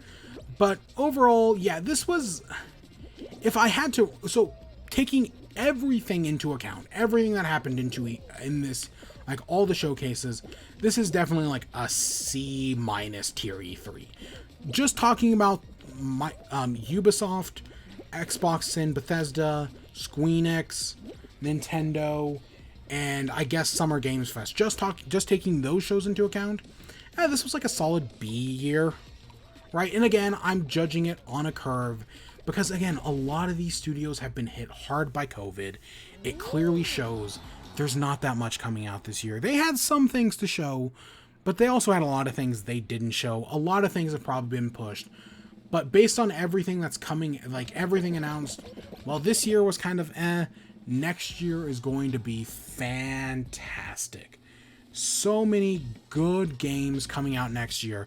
And we also had to add PlayStation into that because, again, we know Ragnarok is next year. But yeah, next year is going to be fantastic with so many great games. But yeah, as an E3 year that goes, I don't know how it's, like, grading on a curve, I definitely say, yeah, like a B. Just for those shows that matter, like a B, yeah, a solid B. Grading off of a curve?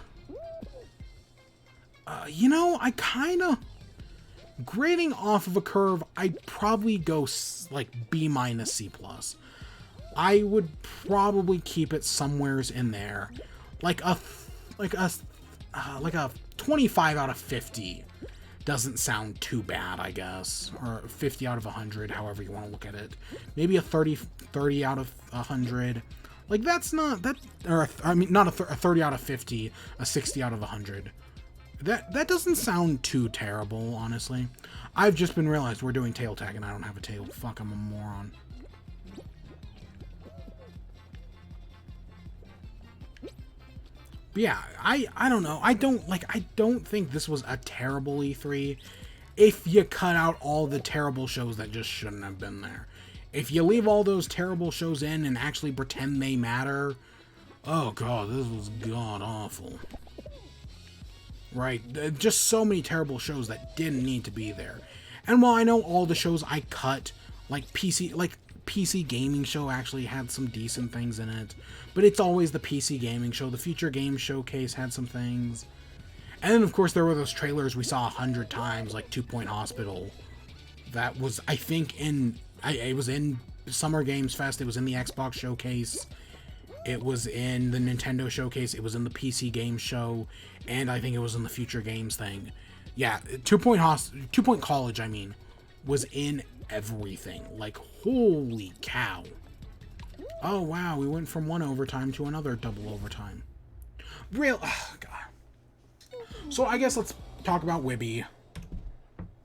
I keep doing that. Let's talk WIBE. I have some things to talk about, but not that much. I have two-ish things, I guess. So after watching the Microsoft show, I was like, okay, well, I've got especially the next day with the Capcom show and with like the Nintendo thing afterwards, it was like, okay, I'm gonna have a lot of video game podcasts and whatnot to listen to going over E3 and everything that happens. I'm going to have a lot of these because there were a lot of showcases and a lot of podcasts that I was all very behind on. And I want a game to play while I listen to these. And during the Microsoft show, we talked about Slime Rancher. So I was like, you know what? Slime Rancher is on Xbox Game Pass. I'm going to pick up Slime Rancher. So I picked it up on Sunday. I downloaded it on Sunday. Played it a little Sunday night. Then while listening to some podcasts on Monday about like the Xbox showcase, and then actually listening, like I put on, I think, Laura K. Dale's stream of the Capcom showcase and all that, listening to her play Sayonara Wild Hearts, which we'll talk about next. And I put that on and I was like, okay, right, while playing Slime Rancher all day. And then the next day we did the Nintendo showcase, and after the Nintendo showcase, I had a bunch of Nintendo podcasts to listen to. Of course, I didn't listen to everything. Watched a few reactions, like, RLOs. But I was like, I'm going to play some more Slime Rancher, right, while I'm listening to these. And then on Wednesday, I beat Slime Rancher. Now, I did not 100% the game, because it like, started off, right, like, because where I'm pretty sure I left off in Slime Rancher was when the Mossy area was, like, added in. Like, I remember getting a slime key, and I remember going to the Mossy area and meeting some of the new slimes. And that was, like, and I think they had just added in, like, the cave expansion, where you could buy the cave that expands to your ranch. And that was the last time I had played Slime Rancher. So now going back into it, it's like, oh, there's so many more slimes. There's, like, 3 new expansions to your ranch, right? There's all these new areas you can go to. And yeah, so probably played the most on Monday. But I played a shitload of Slime Rancher, and I beat the game. I went and got... How it started was I was like, okay, I'm going to make these pens for my slime, sell their plorts. And then as time went on, it was like, hey, this is a fire slime. Okay, well, out goes the tabby. Oh, here's a honey slime. Well, out goes the phosphorus. And right, I kept replacing my slimes to make more money. And as I threw things out, and then eventually I realized I needed plorts because crafting was not in the game last time I played it, and it was like, oh, there's a whole crafting research station thing. Oh, well, I guess I need plorts from these other slimes. So then I started making farms for those slimes. I had to deal with, I went to the ruins and dealt with these quantum slimes. Like, when I entered the ruins, I was like, okay, here we are at the end, right? Like, these ruins, this, like, because you need ports of, like, all these different slimes to enter, and I'm like, okay, this is probably our end game. No, it actually surprisingly kept, I guess, spoiler alert for Slime Rancher. Again, even though I wasn't real, like, I was reading the text diaries barely, but there's not really much plot to spoil, I guess. Because, yeah, there's, like, there's these notes left by this guy who, like, used to own your ranch. But then also, as time goes on, you get mail from, I think, Cassie, who's, like, your old friend from Earth, who you knew before you left for the Slime Ranch. So, yeah, it was... And those are, like, the two storylines, and they get wrapped up at base... Or at least they did for me. They got wrapped up at the same time. Yeah, I was enjoying it, as... I was like, okay, I'm having fun doing my Slime Ranch. Something I hate. So, like, early on, like, some of the early slimes, they sell for, like the pink plorts sell for, like $10. The rock plorts sell for a little more. The tabby sell for a little more than that. The phosphorus sell for a little more than that. Right? Until, like, I think it maxes out around, like, 30 or 40. And then you get the next upgrade of plorts, and it's like, hey, these things sell for, like, anywhere from, like, 80 to, like, 120. And it was like, okay, cool. But then, as you sell more plorts, the market starts to go down. Like, the more pink plorts you sell, well, now there's less demand for pink plorts, so they'll sell for less money. That makes sense. What started to annoy me was that they never go back up. I mean, yes, they'll go up, like, a little, but, like honey plorts. Like, when you first sell them, they're selling for, like 80. They never go back up to 80. Like, they got around, like, 40. Like, I stopped selling them for a while. Being like, oh, if I leave them alone for a while, they'll eventually start going back up. There was still 8 seconds left, and we were already eliminated. I guess we just couldn't win. There were, yeah, like, honey plorts, they went down to, like, 40. Maybe even less than that. And they just never went back up. And that was all the plorts. Because I guess maybe there's, like, a cumulative thing where it's like, as long as you're selling plorts, prices will always go down, no matter what type you're selling. And yeah, I made over, like, $60,000. I was making bank. I think I cracked throughout the entire thing to 100,000. But yeah, I was like trying to sell these plorts, and I was like, okay, I'm gonna stop selling this type, and maybe the price will start going up. And I think it happened once. Like, I think I stopped selling the boom plorts, and I think they actually went back up to, like, 60-ish. But that was it. Once I started selling, like, the quantum plorts, they fell in price. The diamond plort, I don't even think I sold the diamond plorts, because I knew once I sold them, they'd start going down in price. There was one that was just self-sabotaging. Like, by the time I unlocked it, the price was already worth nothing. I don't think it was the rad plort, but it was something like that, where, like, by the time... No, it was so there's a water slime and a fire slime. I didn't find the fire slime for, like, a ways into the game. It took me a long time to find that fire slime. And by the time I did, it was like, oh, these are worth nothing. Because, right, selling all the other plorts had, like, tanked its price. Gold plorts start at, like, 500. And I think by the end they were worth, like, 300, which is still more than everything else. But, like, I only got, like, a single gold plort throughout my entire thing. And I know, like, where I ended up... Does that 2B have a different dress? That's like a gold dress. Do you guys see that? Is that... Because it looks like the same... Maybe it's just a different costume. Looks good either way. It also looked like it had a gold headband, though. But yeah, it was, by the time I was like done, I was like, yeah, I was making bank because I was making plorts like a lot. Like I had so many quantum plorts. Like I just could not, because quantum slimes can like escape, and they were just super annoying. So like as time went on, I just stopped dealing with them. And as I stopped dealing, and like right, so because they could escape, I was like, you know what, I don't, because the game's like, hey, if you feed them and water them, they'll stop running away. And I tried feeding and watering them and it just didn't work. But because I was like trying to feed and water them, I had so many quantum plorts. And then there's like the Saturn plort and I still don't know how to get the plant plort. Like the only way I got a plant plort was from destroying the giant plant. I still don't know how you get those plant plorts. Like it still makes no sense to me. But yeah, there was some light puzzle solving mechanics, and yeah, it's a good game. Like as a like especially for like me just wanting to sit down and listen to a podcast. I had fun. I had fun with it, and yeah. And by the time so how it ends, spoiler alert for a few-year-old game, is that you're going around reading this guy's audio diaries. And I think, again, I was only half reading them, and I think he has like some sort of connection to you.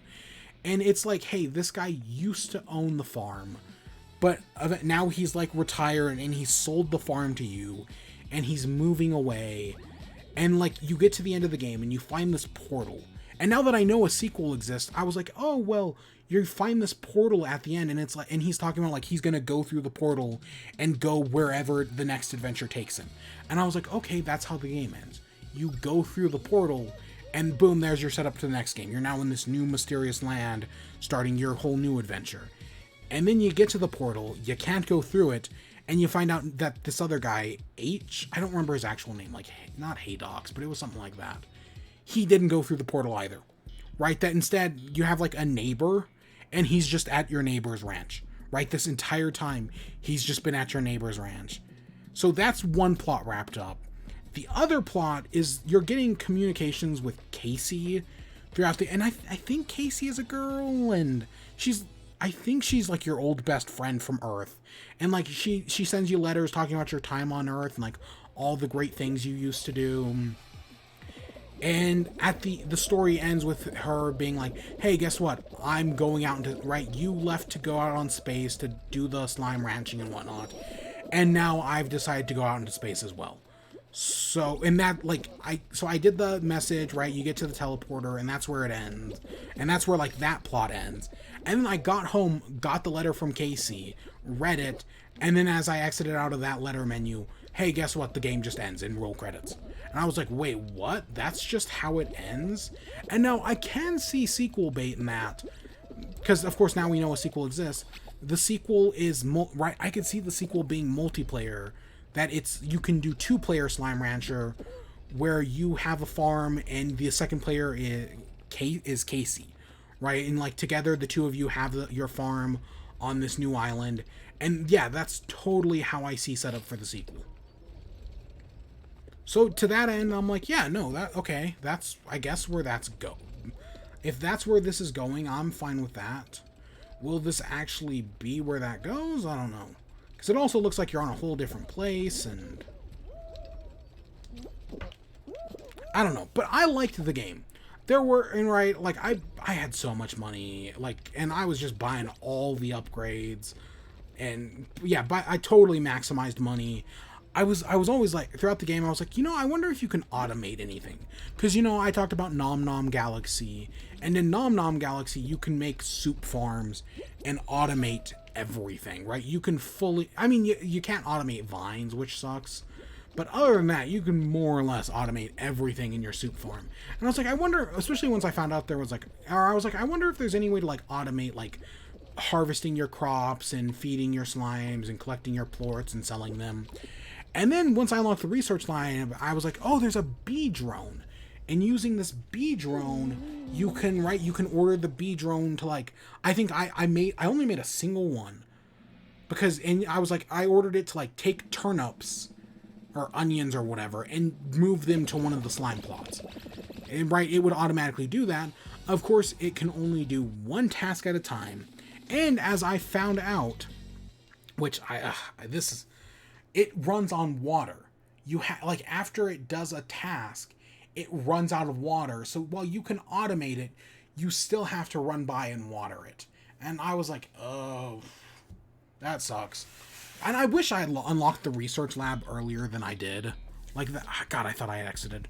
I wish I had unlocked the research lab earlier than I did. Because one of the things that started to annoy me was, like, there were certain areas that were just not easy to get to. Like, yeah, there was there were some teleporters that were, like, at your base that I just never unlocked.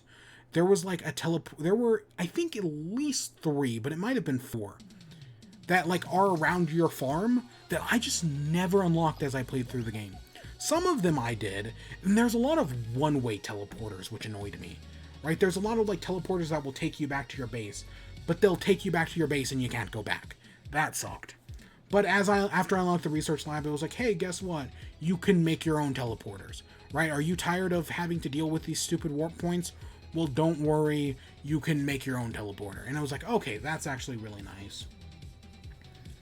So yeah, that was, and I set up a few of those, like, make your own teleporters, and yeah, once I got those 2 messages, I still have things to do.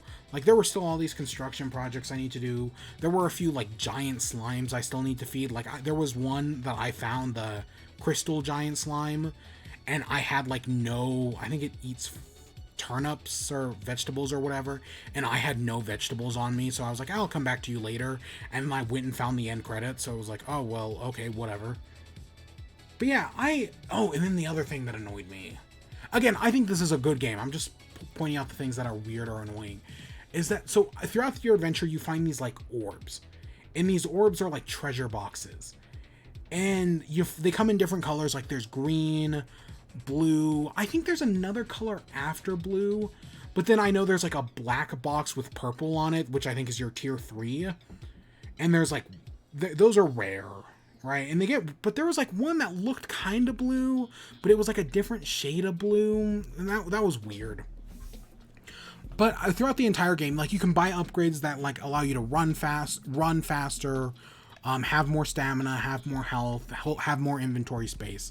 But there were these treasure orbs, and I kept finding them, but I couldn't open them. And then finally, like, on, like, Tuesday, I finally got an upgrade that allowed me to open treasure orbs. And I was like, yes, finally. And then I open some orange treasure or some green ones, and I'm like, yes. I find a blue one, you cannot open these treasure orbs. And I'm like, okay, game. I can't open these, but hey... Right, like, because you get, like, you buy an upgrade, and then, like, a few days later, you'd get, I think it only took me, like, 30 or, like, 40 in-game days to unlock everything, right? It didn't actually take me that long, or to beat the game, it only took me, like, 40 in-game days. So I was like, okay, you know what, in a few days, right, like, when I bought the stamina upgrade, a few days later, I got the stamina upgrade 2. And then a few days after that, I got the stamina upgrade 3. And I was like, okay, so I've got the green orb upgrade. And a few days, I'll unlock the blue orb upgrade. And a few days after that, I'll unlock the purple orb upgrade. I never got the blue or the purple orb upgrades. Like, I got, like, I don't know, I probably still had, like, this was probably on, like, day 30-ish. Or no, probably, I don't know, like, probably less than that, honestly. And yeah, for the next, like, 10, 15 days, never got another orb upgrade. And I was like, come on, give me these freaking orb upgrades. I know where a lot of these things are. I want to unlock them, and I just couldn't. Alright, the game's very open with exploration, and you can basically break all the boundaries. And, like, to get some of these treasure orbs, you need to break the boundaries, because... Right, like it's one of those games where, like, hey, if, like, you see that mountain, you can climb it. You're gonna have to, because you get a jetpack, you're gonna have to do some tricky shit to get up there. But you can get up there, you just gotta know how. So, like, I was climbing on top of the map, I got stuck in an area I couldn't get back from. Like, I climbed on top of the map, went to a new area that was beyond a door I had unlocked, and I couldn't get back through, alright, I couldn't get back.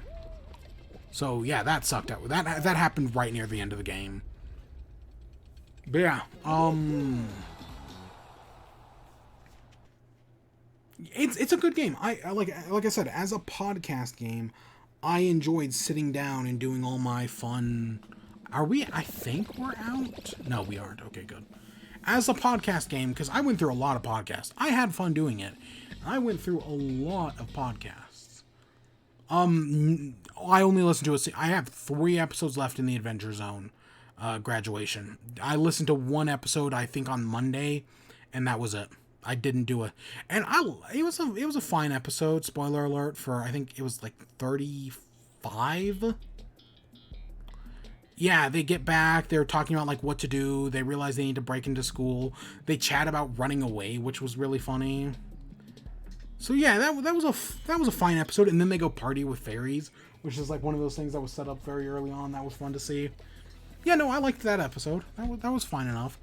But yeah, once June 1st hit, I just stopped, and I really haven't touched. I've listened to like 3 episodes since June 1st. But yeah, I did not touch the Adventure Zone, and I'll finish it at some point. I don't know. I've had a lot of papers to write, and like I said, last night I wrote a really long paper. Right, I worked my ass off for a paper. I think we're standing on chair. I think we're fine here. I think we're standing on cherry, and the next one over is watermelon. Yeah, so that's the Adventure Zone. I'm gonna keep working on it. Again, Just Cause was so good, and then once I beat Just Cause, it was like, okay, well, I need something else. I'm gonna focus on this. We'll get back to it in a second. Orange, apple, banana, watermelon. Orange, apple, banana, watermelon. Okay, we're fine.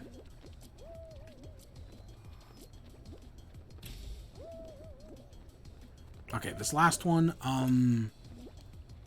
watermelon, orange, grape, watermelon, orange, apple, watermelon, orange, grape, cherry. Apple, orange, watermelon, grape, cherry. Apple, orange, watermelon, grape, cherry. Apple, orange, watermelon, grape, cherry.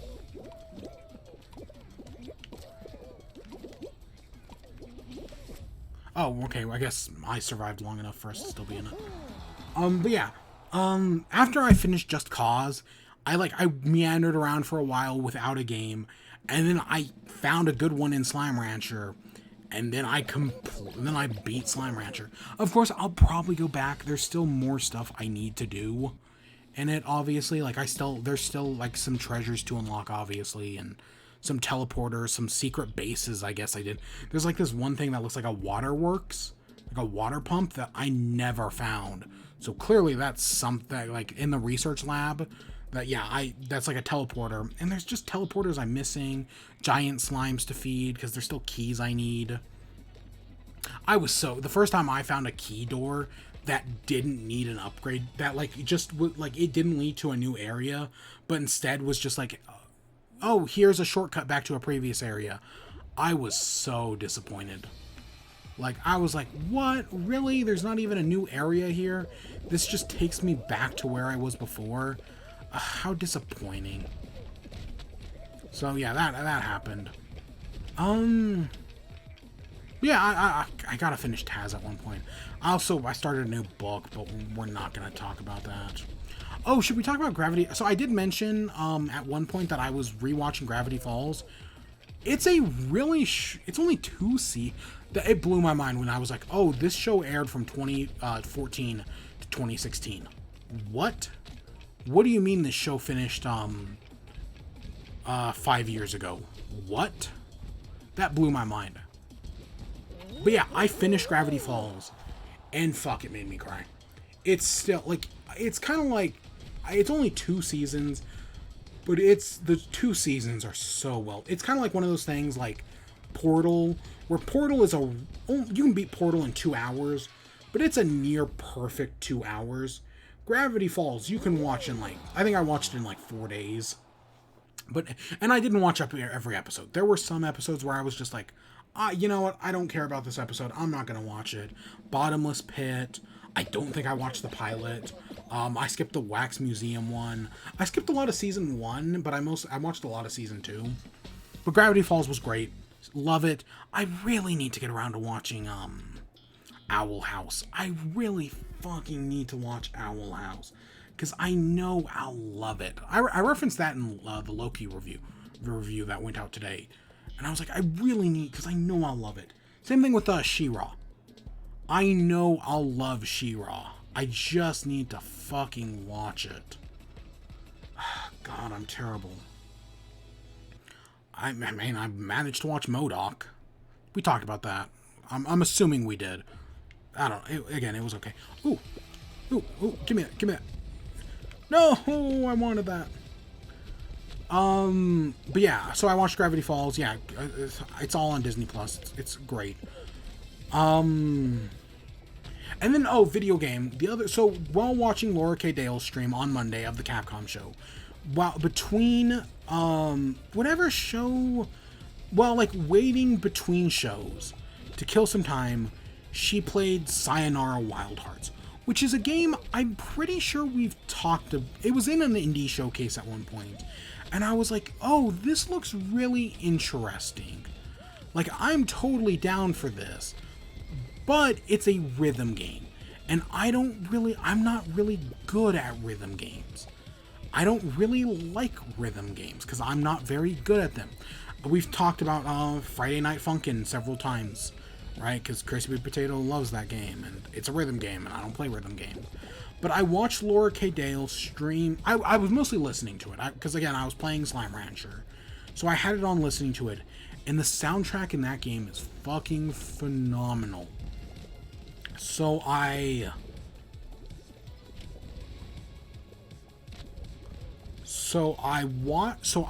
after watching it, I looked on the Switch, and it was like, hey, guess what? Sayonara Wild Hearts is on sale for, I think it was less than $5, honestly. It was like, oh, Sayonara Wild Hearts is on sale. And I'm like, you know what? I'll buy it, right? I may not like rhythm games, but I really enjoyed the music in Laura K. Dale's stream. So I was like, you know what? I'm going to buy it. I'm going to play it. And I was terrible at it. You can beat the game in an hour. And I've said before, I really appreciate, I know people have all these arguments about like games and price. I would much rather have a tight 1 to 2 hour game like Untitled Goose Game, like Donut County, than I would have 100-hour JRPG. Right? I'd much rather have a really tight, short game than a really long RPG, or even though I love Assassin's Creed, I don't have the time for Assassin's Creed games anymore. And yeah, Sayonara Wild Heart's one of those. It's an hour. You can beat it in about an hour. You don't even have to be good at it to beat it, because I definitely wasn't. I did fucking terrible. But I enjoyed it. I loved the music. If it's on sale, right? I'm pretty sure it's still on sale on Switch for the next few days.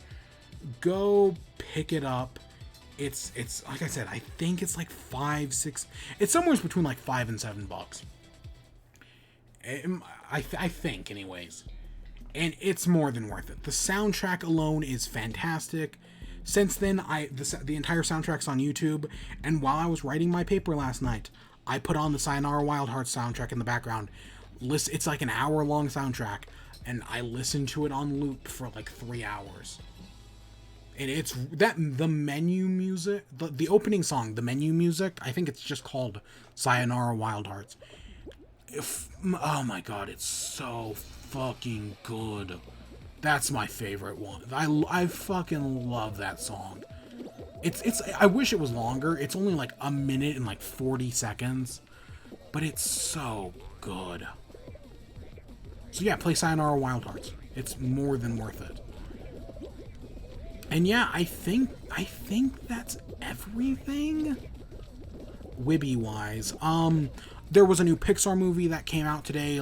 It's on Disney Plus. I don't think you have to pay any additional money for it if you're worried about that. I did not. I want to watch it, but I just didn't have. Again, I had papers due, and I've been very busy, and we had to do. Oh, I'm out. I'm fucked. Right? I had shit to do tonight, so I did not get around to watching it, and we had to do this show. I've just been very busy. I did, however, so, right, you know my eternal quest to try to find, like, weird fast food and, like, sodas and snacks and whatnot. Well, so I've been looking for, I think we talked last week, I've been looking for the Pringles Wendy's chicken sandwich. I cannot find it. I've looked several places. Admittedly, I'm not like trying to go out of my way and go to places like right? Like I'm trying not to go out more than I should. But I looked around and I just couldn't find the Wendy's Pringle chicken sandwich. I'm going to keep my eye out. The other one is there's two new Baja Mountain Dew, right? Every summer because for a long time, Mountain Dew Baja Blast, the best Mountain Dew flavor, was exclusive to Taco Bell. And then the contract went up a few years ago. So since then, every summer they release Baja Blast. And I went looking for it. I've been keeping my eye on like product locators, and I haven't been able to find anything. And it's like, fuck. Okay, nothing's showing up. And then I was looking, and I stumbled across Walmart's website. And according to Walmart's websites, one of my local Walmarts had a 12-pack of it, of one of the variants, because there's Baja Blast, Baja Punch, and Baja Flash. And so I was like, I saw one of the local Walmarts had Baja Punch, and I was like, you know what? They only had like a single case, and I was like, you know what? Maybe I'll go check a look. Right? I have a few things I want to get. Maybe I'll go check a look and see if they have it. They did not have it. They had a lot of USA. And I've also seen things that supposedly they're not supposed to come out until June. I did find a single bottle of Baja, like not a can, but like a bottle of Baja Blast. So I know it has released, at least. I think it has. But I've also seen contradictory information that it comes out next month. So I don't know. But trust me, I looked for it. I could not find it. I'm going to be keeping my eye out. I mean, USA I thought was really hard to find, and I found a bunch of it.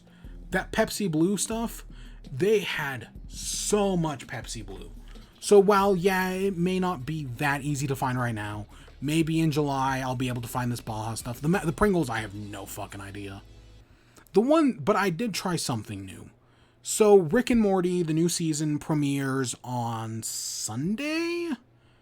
I don't know if I'm going to be, because on my main channel, there are reviews for Rick and Morty seasons 1 through 3.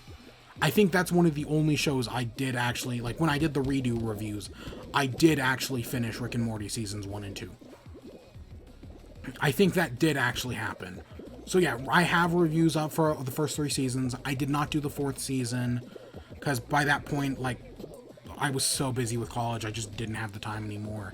And I'm barely finding time to get, like, the MCU stuff out right now with, like, Loki and whatnot. Like, it took So I put out the Loki video today for the episode 2 review. And I was in the actual video was over 40 minutes long. I think I edited it down to, like, 34 or something like that. But I was halfway through the edit, and Premiere crashed. And when I rebooted Premiere, I hadn't saved in, like... So, like, the video was over 40 minutes long. I was, like, 20 minutes into that 40 minutes. It crashed, and the last time I had saved was, like, 2 minutes in. So I had to redo over half the edit, and I was like, fuck. Because to jinx myself, while I've had some terrible things happen in Premiere, like, I've never had anything that bad. And, yeah, so that was annoying as shit. But I got that video out, like, an hour later than I wanted it to. But that came out today. But, yeah, so I don't know if I'm going to do anything with Rick and Morty Season 2. At the moment, I don't plan to. But I'm still doing Loki, and yeah, I'm enjoying the show so far. You can go watch those. I think they're both like 30-something minutes long, because we're 2 episodes in. But so Rick and Morty is coming back, and Wendy's is doing a special Rick and Morty promotion. The thing that I'm really interested in is they're doing a pickle-flavored Frosty. We've talked about the pickle Rick-flavored Pringles. I have been trying to keep my eye out for pickle-flavored beer, which I haven't had any luck with either. But, right, I've been, they're doing a pickle-flavored Frosty, and I'm like, oh, I'll try that. You better believe I will. they're only selling it at like a single one or two locations in California and Los Angeles. So yep, if you want it, it's only in Los Angeles. But hey, if you are, try it for me, because I do want to try it. I think they started selling it today or yesterday. It like just happened. Like, because I saw some ad, like I saw, you know how Twitter does the ads. I saw an ad for it. So yeah, that just happened. But for national, they are doing they're doing special Rick and Morty flavored mellow yellow. There is it's like it's a mellow yellow portal lemon and lime, and then there's like Jerry Berry Jamboree or something like that. So I went to Wendy's today while I was out shopping, and I was like, okay, you know what, I'm gonna get one of these Rick and Morty flavored things, and I got the I'm more interested in the Jerry Berry one, but for the moment I was like, I'm gonna get the pickle portal lemon and lime whatever. And admittedly, I don't really know what mellow yellow tastes like. Like, I don't think I've ever... Like, I've had mellow yellow before, but it's not like something I've had in a long time. So I couldn't really tell you how good or bad it was. But I was like, oh, you know what? I'm gonna try this Portal Lemon Lime. And it was fine. Like, I wouldn't recommend you go out of your way for it, obviously. But, like, it was, if you like a lemon lime, I guess, or if you like mellow yellow, I guess it was fine. I'm more interested in the other one, the Jerry Berry Jamboree. It's got a weird fucking name. It's, right. And, of course, that Pickle Frosty, I'm like, yeah, I'd try that. Again, because I don't, pickles are one of those things where it's like, I liked pickles, and then there was a period where I didn't, and now I kind of do again. I don't know, there's this whole thing about pickles on pizza, which sounds terrible, but I've actually have it on, but I've actually heard it's actually not bad. I don't know, I think that's in Canada or something that does that. Yeah. But you know, I like to try weird shit. So of course I want to try this weird shit. Alright, I like to try and collect weird shit. So yeah, I'm keeping my eye out for all of this. Probably by next week, we'll probably talk about the Jerry Berry whatever, and maybe if I can find those Pringles, we'll talk about them. I don't know. I gotta do some more shopping tomorrow. I did some shopping today, but I gotta do some more tomorrow. So, or sometime in the next few days. So maybe at some point I'll go try the other one. Right. Oh, McDonald's brought back... I haven't tried the McDonald's BTS meal. I don't care. But McDonald's brought back I don't even know why the orange lava burst left. But they brought it back. And, well, I don't... Like, you can go to, like, certain restaurants, like Wendy's, and get High C Orange. And, well, personally, I don't think the orange lava burst and High C Orange taste that different. I don't know. A lot of people talk about it. Like, the Ecto Cooler, I get. The Ecto Cooler... it's not orange, it's tangerine, and I totally taste the difference. But with the orange lava burst whatever, I don't really taste the difference. That's just me though. So yeah, those are all the weird things I've been trying, the games I've been playing, the show I've been watching. I don't know, maybe we'll get back to it. I don't know, I'm so busy. So I guess that leads us into our last segment. What's next? What are we doing in the future? And so, right, like I said, on the main channel, we're doing the Loki review. I'm also, at some point in the next week, gonna put out a highlight reel for all the E3 shows, right? Where it's just the best moments of E3, right? I've already started working on it. Like, I have the Summer Games Fest part done. I have the Ubisoft part done. But, you know, I still got more to do. And so I'm gonna be working on that. And that'll probably come out by... I wanted it to be out Wednesday, honestly. But, like I said, college has been busy. And, yeah. So, yeah. I've been busy, so I haven't had time to do it. But hopefully this weekend... I don't have that much to do this weekend, so hopefully I'll get around to doing that. And so that is something I will post about on the Discord, is the best of E3. So yeah, that should come out hopefully in the next like few days. Definitely by Monday. And then other than that, I do want to do Minecraft, right? I know I wanted to do Minecraft before E3, and then some things came up.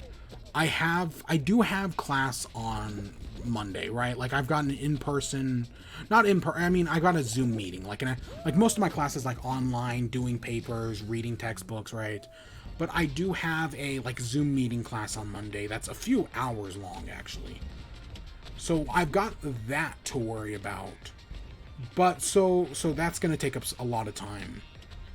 But on Tuesday, I should have some free time. So my goal, we're going to do Minecraft. We're going to try it on the Switch, see how it works. We have 3 achievements to get. One is the tame the axolotl, tame and fight with an axolotl. One is goat in a boat, and the other one is I think polish and unpolished copper. Those should all be... I don't know how hard the axolotl one's going to be, but the other ones should... Okay, admittedly, goat in a boat might also be a nightmare, depending on how rare goats are. I don't know, but I'm gonna create like a new world, and we're just gonna go around and try to get all 3 of those achievements mainly because of copper. Copper is gonna be the hard one to get. But yeah, I'm gonna do all 3 of those on a Switch, and my plan, as of this moment, my plan is to do that stream Tuesday. Other than that, right, Loki reviews are still my goal is to get those out on Friday, and in chats are going to be Friday nights, but we might push them to Saturday. I'm still thinking about buying this. I don't really care for the top, but I like the bottom. I don't know. I'm probably not. I'm not going to. But yeah, other than that, in chats are going to, as of the moment, they're Friday. If they switch over to Saturday, I will tell you all, right? Like, I'm going to be very apparent, like, hey, we're switching it to Saturdays, and it might not even last forever, because I still think Friday is the good date to do it. But as of the moment, everything, and yeah, I don't have any other streams planned. I know we were doing the Minecraft challenge. I've kind of given up on that, because clearly I don't have what it takes. Even though I still stand by it is totally possible, and we just had an 18-carat run of bad luck. Have you seen the video of that with where he hit, instead of shooting you, he hits you with a dodgeball? That's really funny, right? Where he just hits you with a dodgeball, like as hard as, like one of the rubber ones. Ah, that's fucking great. But yeah, I guess I'm gonna go get back to work and play and listen to the Sinai Wireheart soundtrack. Go listen, even if you don't play the game, go listen to the soundtrack. It's fucking phenomenal. Also, I don't think I mentioned it, but the game's also super gay, and like, and I mean that in like a good way, like, oh yeah, this is so gay, I love this, right? Because it's about a lesbian meeting up with other lesbians, and it's so much fun. I forgot to mention that, but yeah, that's fucking great, and I love it. I love some of the, like, there's like the furries at one point, and yeah, God, I love it. Fucking love this. God. I knew I was going to play it eventually. I just kind of was always like, it's a rhythm game, and I'm not good at those. Right? Like, that's why I've never checked out the Friday Night Funkin', or why I've stopped playing Wandersong. Even though I also really liked Wandersong, and I should probably get back to it, because I don't think that game is that long. And it was really good. And aren't they making... Didn't they just put out that dog game on Chichuria? Which was also in the Summer Games Fest. I didn't even mention that. I think that came out on PS4 recently. And that also looks great, right? And it's getting critical acclaim from everywhere. That's your indie game of the year right there, and because it's great.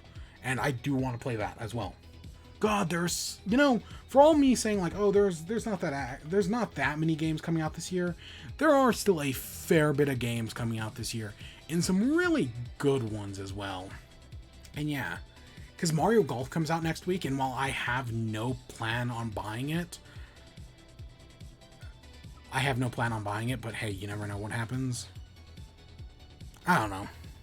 I think my brother might be interested in it, and we went, right, like when Mario Kart 8 went on sale, I went half in on it with him, because, he was also interested, and yeah, it was on sale, and I might do the same for Mario Golf, I'm not sure. As of this moment, I have no plans, but you know, times may change. But yeah, I think that's where we're gonna end off tonight. We'll be back next week.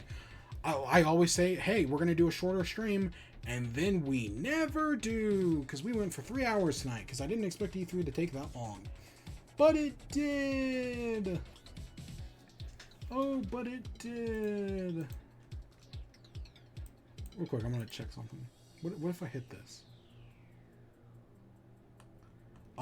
Okay, if I take this and I minus 1, 2, 3, 4, 5, 6, 7. Okay, no, that's actually never mind. Never mind. This is where we're ending it for the night. I was gonna try to see how many predictions I actually made, but I realized my count was off. So yeah, never mind, because it was well over 100. I was like, there's no way I made 100 predictions. So yeah, that's just where we're gonna end off for tonight. E3. We're grading against the curve. It was fine. And yeah, that's where we're gonna end off. Remember, don't buy Ubisoft games, because they're the company that protects mental and physical abusers. With that, I hope you all enjoyed. Stay tuned for more. Until next time, peace.